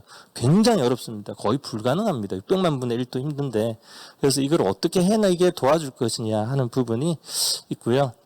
그 다음에 수소 생산 부분이 있습니다. 수소 생산은 뭐 여러 가지 있겠지만 이 평택이나 인천에서 수소를 가져오는 부분에 대해서 고민을 하는 부분이 있고요. 좀 넘어가면은 이제 수소 운송을 어떻게 해야 되냐 이 부분도 고민을 해야 되고요. 그 다음에 수소 충전소의 에너지 효율을 어떻게 올릴 것이냐라는 부분도 좀 고민이 필요할 수도 있습니다. 마지막으로 보면은 이제 경기도에 있는 모든 이제 운송수단이 만약에 미래에 장기적으로 수소로 간다고 하면 어떤 수소에 관련된 모빌리티를 육성해서 나아갈 거냐 이런 부분도 이제 고민이 되면 좋겠습니다. 네, 이상으로 마치겠습니다. 수고하셨습니다. 구영모 연구센터님께 다시 한번 감사 말씀드리고요.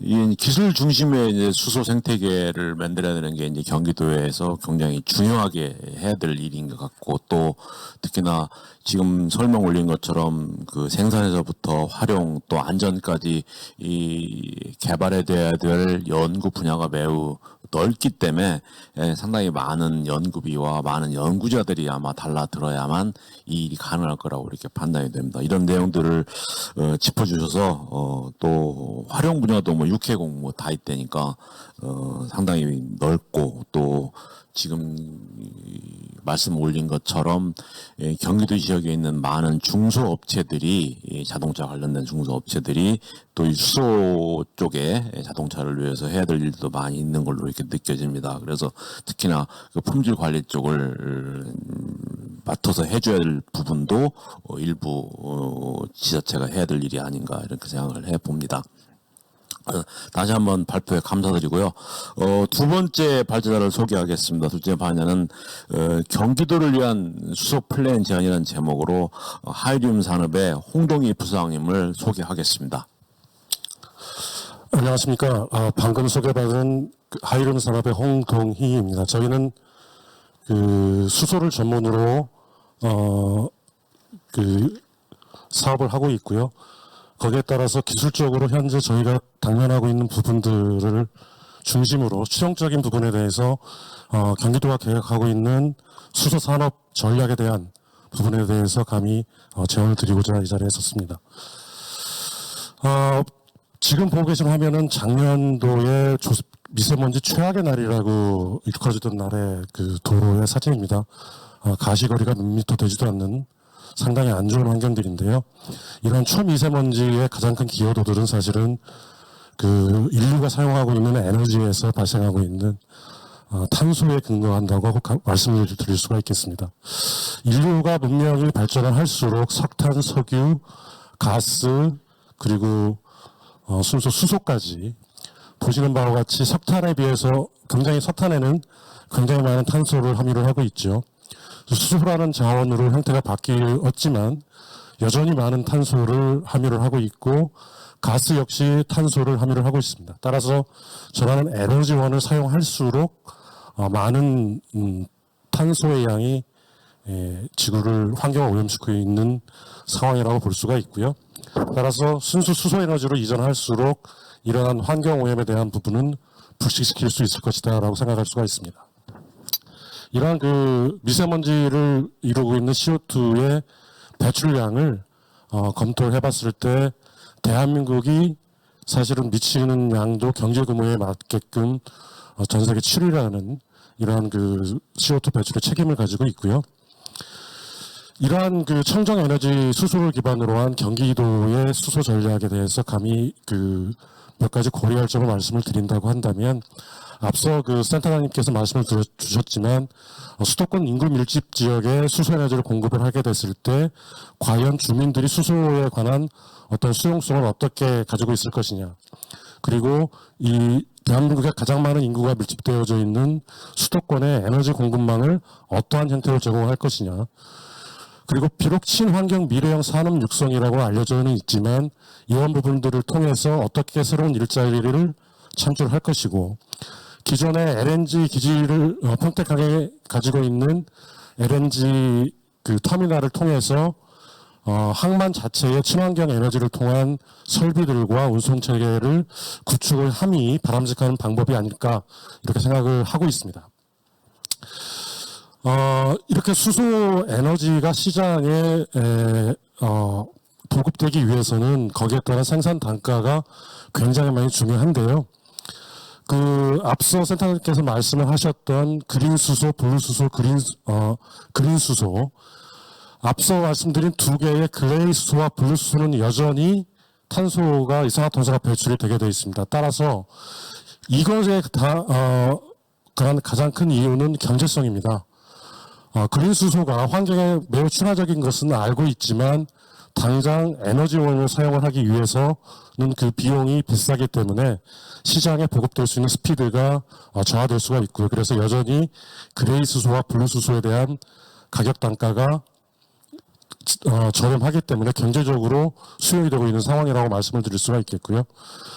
그 국제 에너지 기구에 따르면 약 2040년도가 되면 기존의 그 부생 수소를 중심으로 한 그 수소의 생산 단가에 그린 수소의 단가가 접근을 할 거라고 예측을 하고 있고요.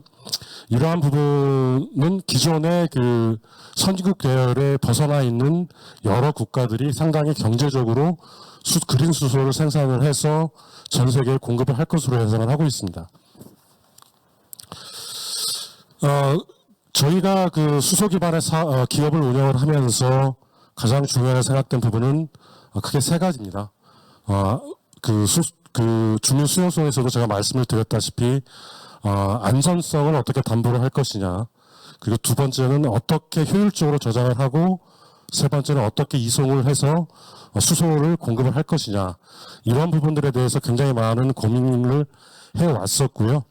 저희가 내린 결론은 고압의 수소에 대비해서 절대온도 20K, 즉 영하 마이너스 253도씨에서 수소는 액화가 되는데, 이런 액화 수소를 기반으로 안전성은 고압의 기체가스에 비해서 액화 수소는 3기압만 하더라도 충분히 운송과 저장이 용이하게 됩니다. 그리고 두 번째는 그 액화를 함으로써 약 800배의 저장 효율을 담보를 할 수가 있고요. 따라서 중장거리의 이송 비용을 고려를 해봤을 때 액화 수소로 저장과 운송을 함으로써 이 수소에 대한 보급을 통한 생태계의 완성이 좀 더 효율적으로 이루어질 것이다, 이렇게 기대를 하고 있습니다. 예를 들어서 그 액화와 기체에 대해서 수소 충전소의 예를 들어서 비교를 해보도록 하겠습니다. 좌측에 있는 것은 튜브 트레일러를 기반으로 한 기체 방식의 수소 충전소이고요. 우측은 액화 수소 탱크를 기반으로 한 그 외국의 사례가 되겠습니다. 따라서 같은 상면에 좀 더 많은 서비스를 할 수가 있고요. 그리고 보관 자체의 용이성, 그리고 경제성을 놓고 봤을 때 궁극적으로는 수소 충전소도 액화로 혁신을 하는 것이 맞을 것이다, 이렇게 저희는 예상을 하고 있습니다. 따라서 수소 에너지에 대한 경기도의 전략 자체를 검토를 해왔을 때 다음과 같은 1단계와 2단계의 계획으로 저희는 접근을 하는 것이 바람직하지 않을까, 이렇게 생각을 하고 있습니다. 먼저 LNG 터미널을 통해서 개질 수소를 생산을 할 수가 있고요.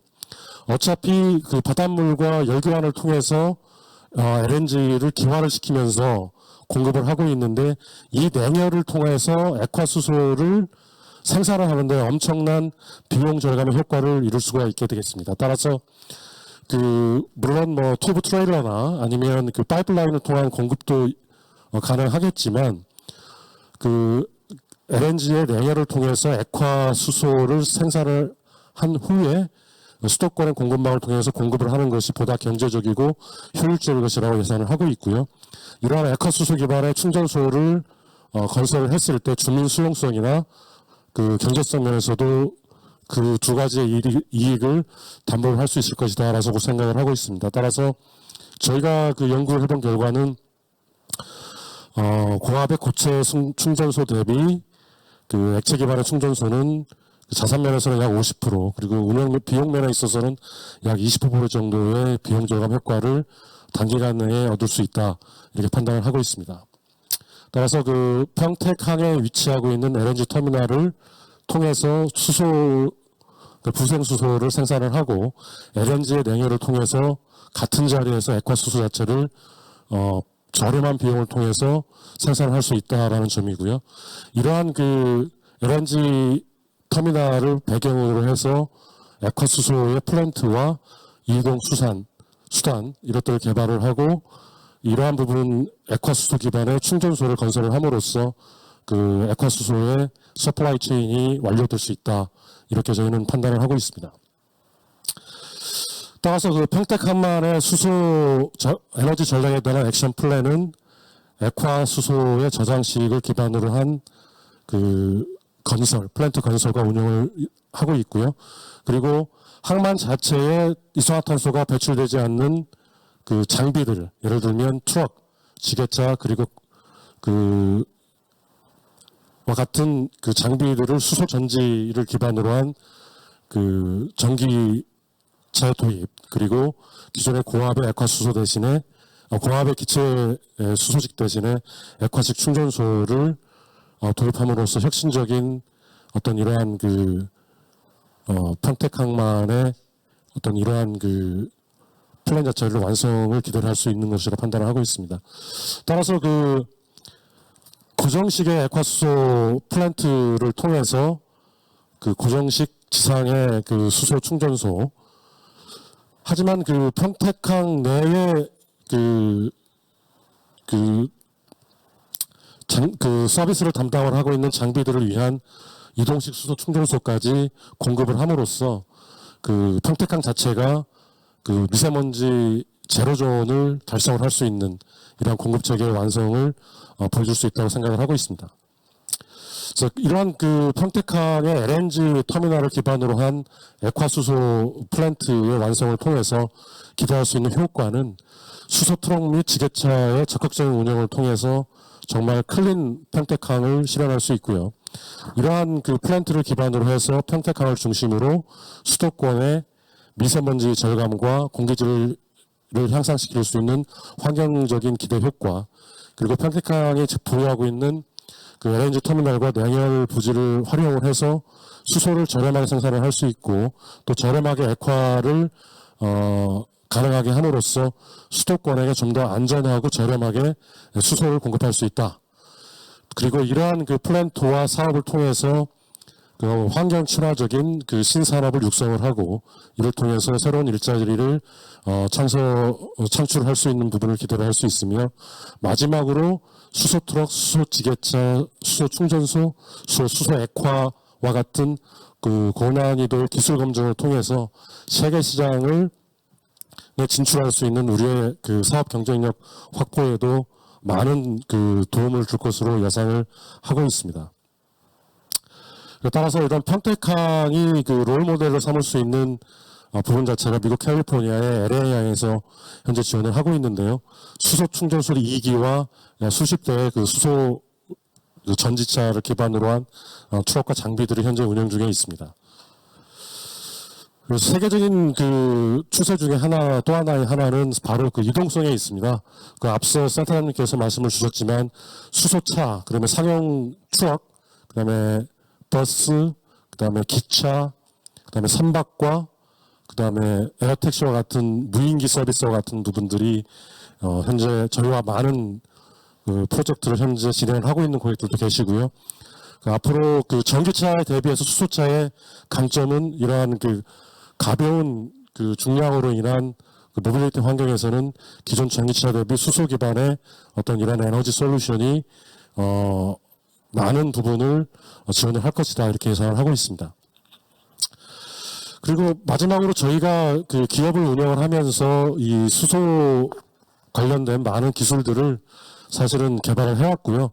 저희는 사실 키스트에서 스핀오프된 회사인데 약 수소와 액화 수소 생산에 관한 연구 자체는 약 20여 년을 이미 해오고 있고요.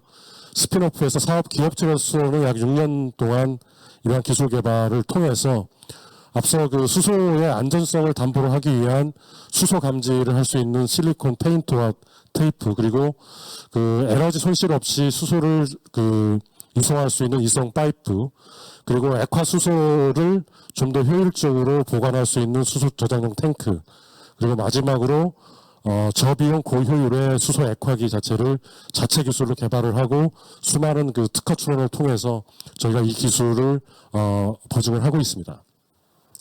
그래서 뭐 2015년도에 미 극존 학회에서 그 최우수 수상, 그 액화기로 최우수 수상 논문상을 수상을 했고요. 그 이러한 그 기술을 담보로 해서 저희는 크게 그 드론 혹은 그 무인 항공기용 그 수소전지 파워팩과 수소 기반의 드론을 시장에 공급을 하고 있고요. 그리고 지상용과 또는 그 이동식 수소 충전소를 시장에 공급을 하고 있습니다. 따라서 그 대형 액화수소 플랜트가 도입되기 전에, 그리고 수많은 지상용 수소 충전소가 완성되기 전에 그 저비용의 액화기를 통해서 이동식 수소 충전소를 통해 고객들에게 많은 그 수소 충전 서비스를 제공을 할 수 있도록 이러한 사업 솔루션 자체를 개발 시장에 공급을 하고 있습니다.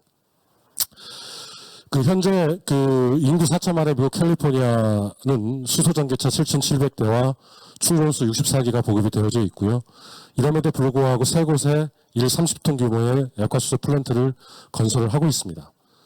저희 하일리움은 이러한 그 경기도의 이러한 그 수소 전략에 기꺼이 동반자로서 지원을 참여할 의지와 기술을 제공을 하고 있다는 말씀을 드리면서 저희 발표 시간을 마치도록 하겠습니다. 감사합니다. 수고하셨습니다. 두 번째로 발표를 이제 마쳤습니다. 특히 우리 홍동희 부사장님께서는 실제 기업을 운영을 하면서 가지고 있던 여러 가지 애로사항, 특히 평택항이 지금 현재 LNG 터미널이 있는데 이걸 어떻게 수소형으로 전환할까, 또 거기에 필요한 기술들이 어떤 것들이 있을까, 뭐 이런 거에 대한 고민, 또 하이림이 가지고 있는 보유주들을 소개해 주시는 그런 시간이었습니다.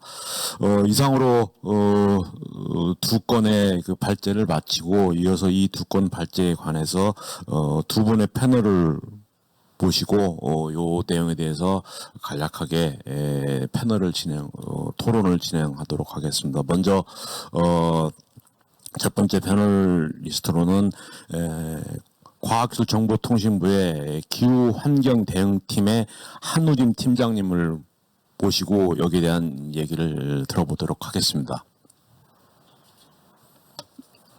네, 안녕하세요. 저는 과학기정통부에서 기후환경대응팀 맡고 있는 한우진입니다. 저희 과학기정통부에서는 작년 10월에 수소기술 로드맵, R&D 로드맵을 수립을 했고, 저희 팀에서 전체적으로 각 부처에서 어떤 R&D 역할을 해야 되는지 그 로드맵에 따라 잘 실천되고 있는지를 관리를 하고 있습니다. 그런 측면에서 오늘 두 분 발제자의 그 발표를 들었는데 참 인상 깊었던 점이 많았습니다. 첫 번째로 구영모 센터장님께서 전반적으로 산업 생태계에 대해서 말씀을 해주셨고, 또 각 생태계별로 필요한 기술 이슈들, 특히 R&D 측면에서 해결해야 될 이슈들을 쭉 짚어주셨는데, 아마 저희가 R&D 로드맵을 업데이트하고 또 관리해 나가는 입장에서 아마 도움이 많이 될 것이라고 생각을 합니다. 그리고 또 LCA 부분도 언급을 해주셨는데요. 저희도 사실 이 부분이 제일 고민하고 있습니다. LCA가 사실 기술적으로 상당히 어렵고 고난도의 테크닉이 좀 필요한 부분을 알고 있는데, 이게 고려가 되지 않는다면 이게 수소 에너지가 과연 청정한 에너지인가, 미래의 다른 탄소 에너지원을 대체할 수 있을 만한 그런 수용성을 가질 수 있는가에 대한 고민이 좀 많이 되는데요. 이 부분은 앞으로도 더 저희도 고민을 해 나갈 예정입니다. 그리고 두 번째 발표해 주신 홍동희 부사장님께서는 특히 처음에 환경 에너지 미세먼지 사진을 주셔가지고 좀 마음에 많이 와닿았었는데요. 그러니까 저희 팀에서는 수소 에너지도 하지만 미세먼지하고 기후 변화도 같이 R&D 대응 R&D를 담당하고 있습니다. 그래서 수소 에너지가 과연 기후 변화 대응 그리고 미세먼지 저감에 얼마만큼의 역할을 할 수 있는지, 아마 LCA도 관련해서 아마 다 연계되어 있을 것 같은데, 그 부분에 대해서 먼저 고민을 하고 R&D를 추진해야 되지 않을까라는 생각을 많이 하고 있습니다.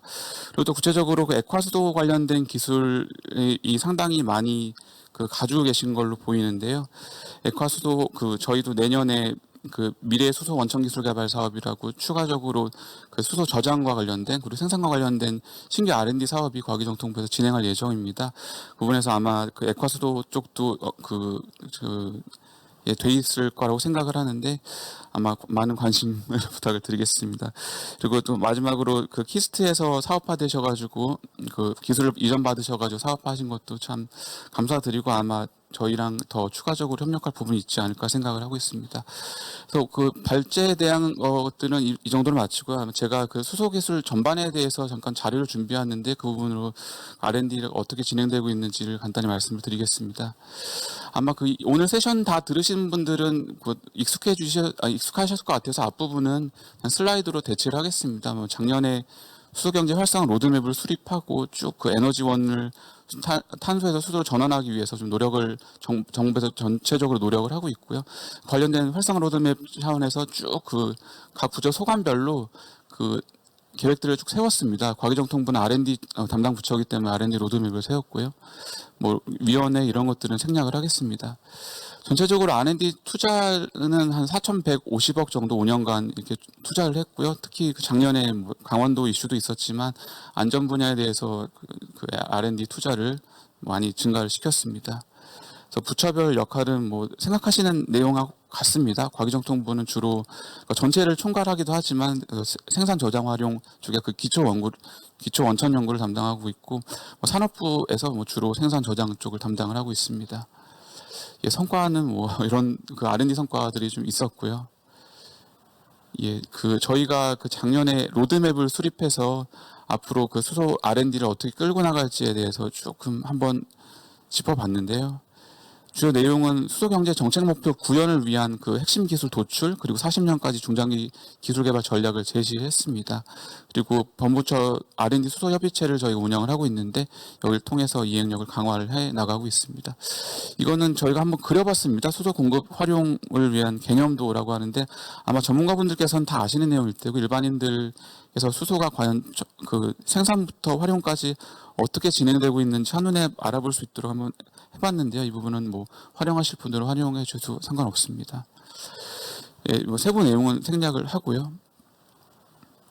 저희가 뭐 마지막으로 예타 사업 준비하는 걸 내용 말씀을 드릴 텐데 아까 그 R&D 로드맵을 이행하기 위해서는 대규모의 그 R&D 사업이 필요합니다. 대규모 500억 이상짜리는 그 예타를 받게 돼 있는데 그 예타를 준비하고 있다는 말씀을 드리고요.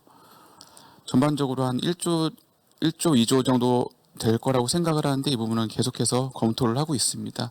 내용도 사업명 기간 예산도 아직 검토를 다시 하고 있는데 이 부분은 확정되면 아마 다시 말씀드릴 기회가 있을 거라고 생각을 하고 있습니다.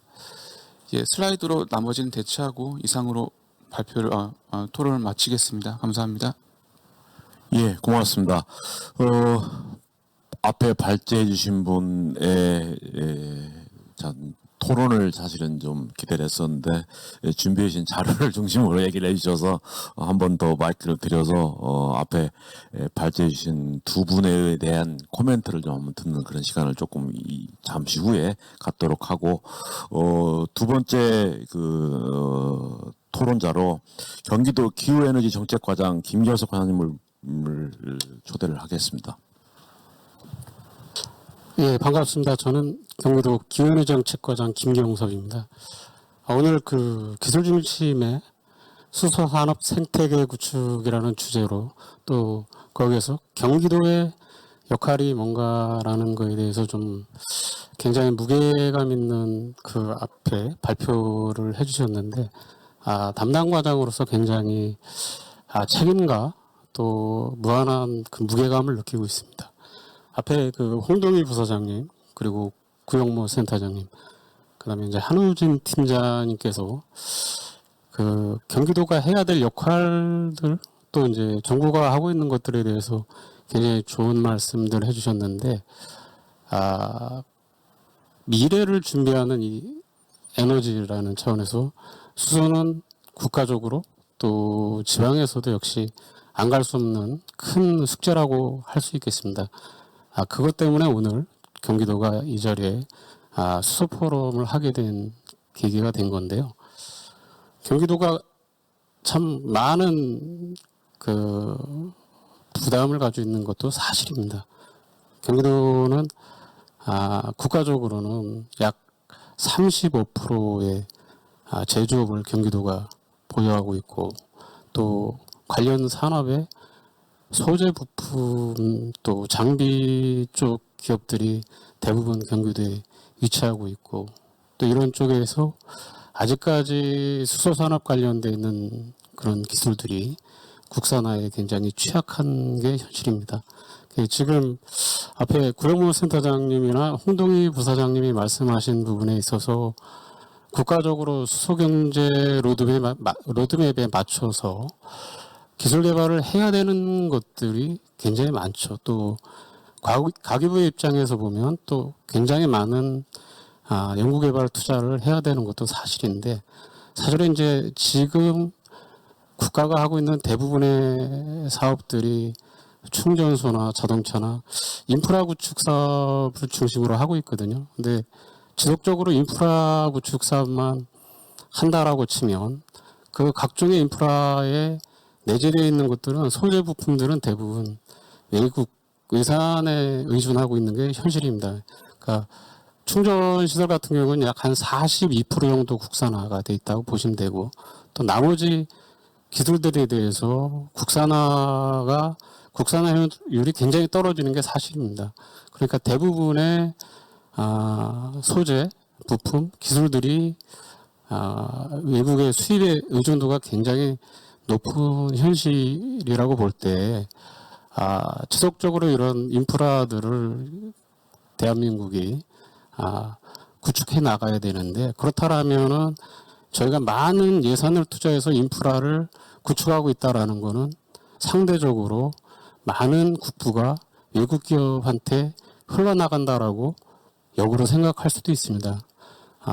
그런 차원에서 보면 경기도가 굉장히 어떤 무게감과 책임감을 느낀다라고 제가 서두에 말씀드렸던 부분은, 경기도 같은 경우에는 제조업의 35%가 경기도에 소재하고 있고, 또 우수한 기술 인력들도 역시 30% 이상이 경기도에 거주하고 있습니다. 또 이런 새로운 산업과 새로운 기술들을 사용할 수 있는 시장이 경기도 인구가 1,300만 육박하고 있기 때문에 시장도 역시 경기도가 가지고 있기 때문에, 그런 차원에서 보면 과기부나 산업부나 이런 부처에서 고민하는 그런 기술 국산화에 대한 고민을 경기도도 똑같이 하고 있다라고 생각하시면 되겠고, 경기도도 지난해 국가 수소경제 로드맵 또 수소기술 로드맵, 올해 이제 관련 법령을 통해서 국가가 그 수소경제로의 전환을 빨리 추진하고 있는 것과 마찬가지로 경기도도 지난해 하반기에 수소경제 이행을 위한 기본계획을 구축을 하게 됐습니다. 그리고 관련돼 있는 예산을 확보하고 조례라든지 아니면 관련 기준들을 새롭게 만들어가고 있는 게 현실이고,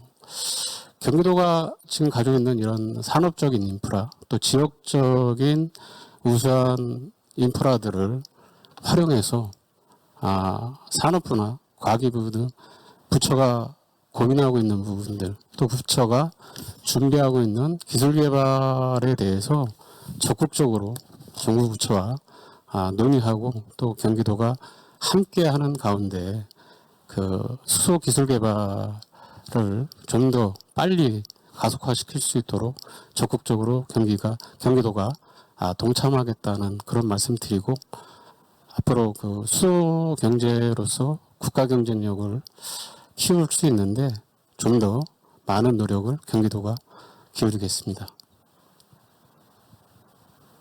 예, 과장님 감사합니다. 말씀은 무슨 다짐 같은 말씀을 해주셔서 사실 코멘트를 좀 해주십사 부탁을 드렸는데, 부탁보다는 경기도가 해야 될 일, 또 앞으로 이런 방향으로 일들을 하겠다는 과장님으로서의 다짐 같은 것을 말씀해 주셨습니다. 그래서 두 분 발제, 또 두 분의 토론도 일부 발제 같은 의견들을 주셨는데, 여기에 대해서 질의응답 시간을 좀 가져보도록 하겠습니다. 그래서 전적으로 이제 앞에 두 분 발제하신 두 분도 그렇고, 또 토론하셨던 두 분 경우도 그렇고, 이게 실제적으로 다른 세션에서도 어떻게 얘기가 진행되는지 모르겠습니다만은, 전체적으로는 좀 개론에 가까운, 총론에 가까운 얘기들이 많이 얘기가 오고 가고 있고, 실제적으로 기술 개발이라든지 해야 될 액션, 세부 시행 계획 이런 것들은 조금 얘기가 더 좀 오고 가야 될 것 같은 생각이 들어서, 그런 부분에 관한 의견을 좀 얘기를 좀 들었으면 합니다. 특히 첫 번째 발제해 주신 분, 구용호 센터장님은 대체적으로 기술 분야에 대해서 전체적으로 다 논의를 해주셨는데, 특히 경기도 입장에서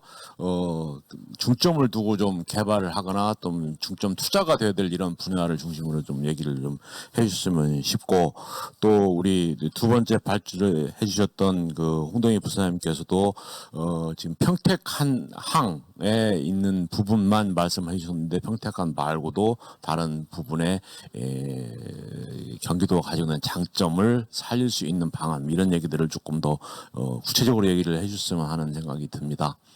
그래서 먼저 구용모 센터장님께는 그런 좀 구체적인 내용을 이 자리에서 말씀을 해주실 수 있는지 한번 마이크를 넘겨보겠습니다. 네. 한국자동차연구원의 고영모입니다. 뭐 기술적으로 얘기하려면 이 자리가 아니라 뭐 하루 종일 떠들 수도 있는데 전 산업에 대해서 다 검토해야 되니까. 그리고 특히 수소는 어떤 지역이 없습니다. 왜냐하면 어느 지역도 다 만들어낼 수 있는 게 수소입니다. 가스 배관이 다 연결되는 모든 지역에서는 수소를 추출해서 만들 수 있고요. 재생에너지가 있는 태양광 풍력이 있는 지역에서는 어디든지 수소를 만들어낼 수 있습니다. 그게 싸냐 비싸냐 이 차이죠. 울산에서는 부생 수소가 있어서 수소를 만들어낼 수 있고 가장 저렴한 수소가 나오기 때문에 수소 산업으로 가겠다고 이제 선언도 하고, 다른 지역도 굉장히 많은 지역이 많습니다. 안산에도 수소 도시를 얘기하고 평택도 이제 수소 도시를 가고 싶어하는 경기도 내에도 있죠. 강원도에서도 액화 수소 하겠다고 하고 모든 지역에서 수소 얘기를 하는데 경기도만의 특수성이 뭐냐는 정말 많이 고민해야 됩니다. 여러 가지가 있을 수도 있기 때문에. 근데 앞에서 약간 제가 차트에서도 나왔지만 경기도가 우리 국내에서 가장 특수성이 있는 거는 수도권에 밀집된 인구라는 게 굉장히 큽니다. 왜냐하면은 광역버스가 서울을 경기도로 왔다 갔다 하는 차량들이 굉장히 많고요. 대부분이 이제 경유차가 굉장히 많습니다. 주행거리가 그렇고 이런 것들을 수소 전기 버스나 이런 걸로 다 어느 정도 대체하면서 나아가야 되는데, 대체한다는 거는 가능한데 이 대체하기 위해서 수소는 어떻게 공급할까, 어떻게 유통을 할까라는 고민을 딱 하게 되면 그때부터는 너무 머리 아픕니다. 그 양이 너무 많거든요. 그게 수만 톤 이상입니다. 그래서 운송 기술에 대해서 기술 개발에 투자를 좀 하는 게 저는 맞다고 생각하고요. 그 운송 기술은 크게 두 가지가 있습니다. 기체를 운송하는데 어떻게 지금은 뭐 보통 200kg 정도를 한 번에 운송하는데 한 번에 1톤, 2톤 정도로 운송할 수 있는 방법이 뭔지. 근데 튜브 트레일러로 계속 운송하게 되면은 그 양이 많아지다 보면 교통사고 확률이 올라갑니다. 그러면 대량으로 운송해야 되거든요. 그 대량으로 운송하기 위해는 오늘 하이리움에서 발표해 주셨던 액체 수소나 액상 수소로 운송을 해야 됩니다. 그러면은 그 운송할 수 있는 기술이 지금 있느냐? 없습니다. 기술 개발해야 됩니다. 그래서 운송할 수 있는 LOHC나 고체 수소나 아니면 액체 수소를 탱크 롤리조차 없는 우리나라에서 어떻게 기술을 개발해서 산업을 육성할 거냐는, 이거는 지역을 떠나서 많은 양의 수소를 유통하고 이 많은 사람들이 사용하는 수소를 감당해야 하는 경기도에서는 꼭 개발해야 되는 기술이 아니냐 생각하고 있습니다. 예, 답변 고맙습니다. 이어서 우리 홍동희 부사님도. 평택항만 자꾸 지적하시는데 평택을 말고도 다른 항구도 있을 테니까 그것도 좀 얘기해 주시고, 그다음에 경기도만이 가지고 있는 장점을 살릴 수 있는 수송, 이동 수단 뭐 이런 것도 한번 같이 얘기를 해주셨으면 합니다. 제가 먼저 평택항의 예를 든 것은 일단 수소의 생산과 액화, 이송, 그다음에 공급까지 원스톱 서비스로 가능한 가장 좋은 여건이라고 생각을 하고요. 거기에 따른 배경은 인구 밀도가 가장 높은 대한민국의 수도권에 위치하고 있다는 그런 강점 때문에 말씀을 드린 것이고요.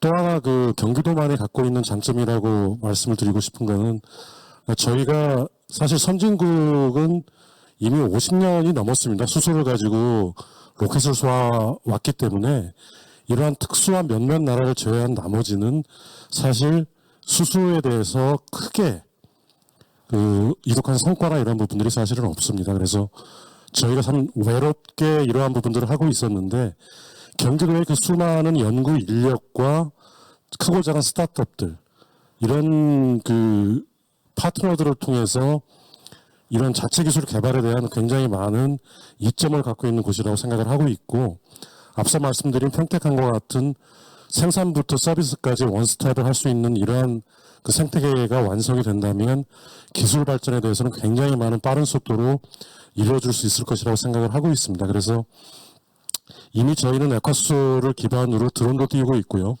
그리고 외국의 많은 저희 고객들은 에어텍스까지 현재 테스트를 진행을 하고 있는 중이고, 수소 기반의 사용차 업체는 저희와 같이 그 수소 충전소를 같이 개발을 하고 있는 상황입니다. 그래서 저희는 좀 더 많은 국산 부품을 가지고 이러한 해외 사업도 제공을 할 수 있는 어떤 그런 환경이 빨리 되었으면 좋겠는데, 또 하나 그 정부의 부탁들을 드리고 싶은 것은 이러한 것에 대한 규제나 이러한 법률 자체가 현재 완성이 되어 있지 않는 상황입니다. 따라서 이러한 부분들이 해결이 된다면 그 경기도가 자체가 가지고 있는 그 연구개발과 생산에 대한 인프라가 좀 더 효율적으로 운영이 될 수 있지 않을까. 그래서 많은 가치를 생산할 수 있고 저희들이 해외 사업에 성공할 수 있는 어떤 그러한 도움이 될 수 있는 아주 훌륭한 위치에 있다고 생각을 하고 있습니다.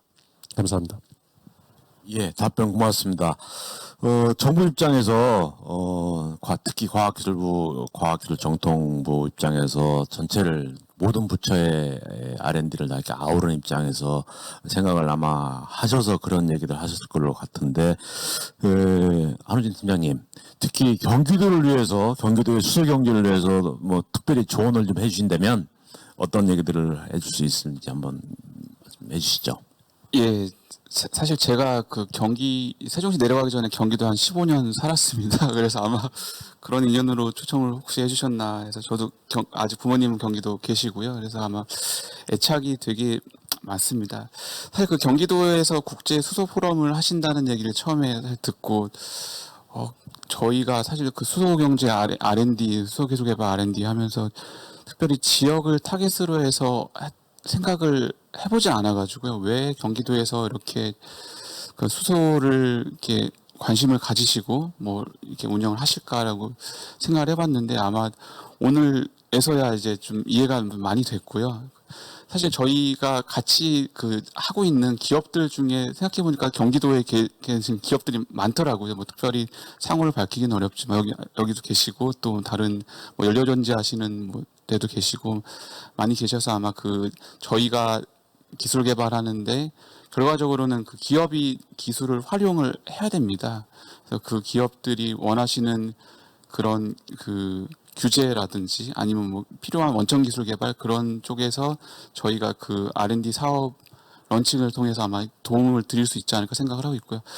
그래서 그 경기도 특화된 거를 말씀을 여쭤보셨는데, 예, 더 고민을 하겠습니다. 이번 2년으로 경기도에 있는 기업하고 또 경기도 과장님하고 더 좀 뭐 협의체를 구성하든지 해서 더 추가적으로 고민할 수 있는 방안이 있는지 모색해 보도록 하겠습니다.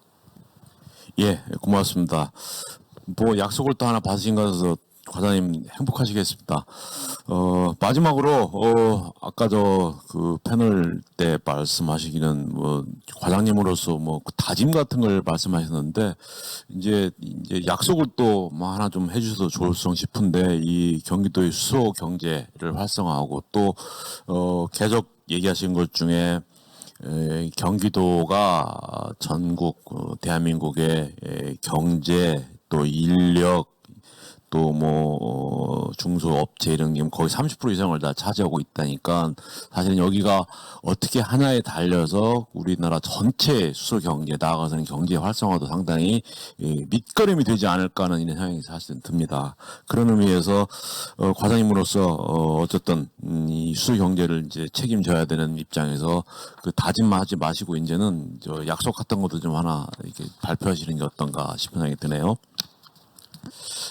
예, 제가 좀 전에 이제 말씀드릴 때는 사실 굉장히 무거웠거든요. 그리고 사실 제 표정도 되게 굉장히 무거웠는데, 우리 그 두 분 이제 발제하신 분들하고 우리 한 팀장님 말씀 듣고 좀 전에 이제 그럼 진짜 경기도가 해야 될 게 뭐라는 걸 정확하게 이렇게 포커스를 해주셔서 감사하고, 또 우리 한 팀장님께서 경기도가 해야 될 기술개발 역할에 있어서 앞으로 정부가 같이 준비하시겠다라는 말씀 들었을 때, 제가 오늘 이 토론에 참석하길 정말 잘했구나. 그리고 앞으로 정부하고 같이 그 좋은 결과를 만들어갈 수 있겠구나, 그런 생각이 들었고요. 사실은 이제 우리 센터장님도 말씀하셨지만, 경기도가 이제 수소 기술 분야에서 운송과 활용 분야에서는 사실은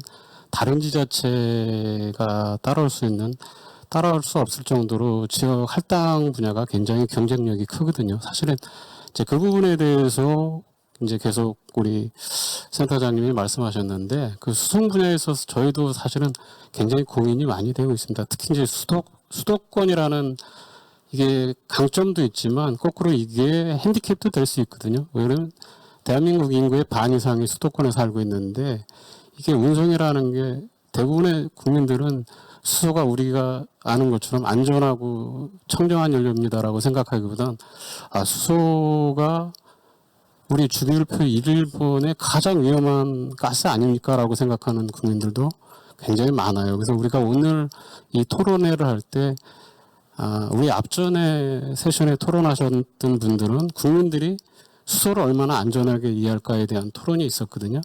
그래서 그만큼 수도권에 이 수소차들이 돌아다닌다는 거는 그 국민들한테 상당히 부담감과 위압으로 느껴질 수 있기 때문에 그런 부분에 있어서 수송이 차지하는 부담감 이런 거에 대해서 저희는 굉장히 고민을 하고 있는데 이제 그런 부분에 대해서 또 정부하고 같이 어떻게 하면은 안전하고 또 국민들이 편리하게 이용할 수 있는 방법으로 사실 튜브 트레일러로 돌아다니는 거는 제가 봐도 좀 불안하거든요. 그래서 그런 수송 체계가 아니라 좀 더 안전한 수송 체계를 어떻게 만들어 갈 것인가. 그러니까 그런 어떤 소형 생산 시설을 좀 여러 군데 설치하고 배관망을 통해서 공급하는 뭐 이런 방법이라든지 저희도 다양하게 고민을 하고 있고요.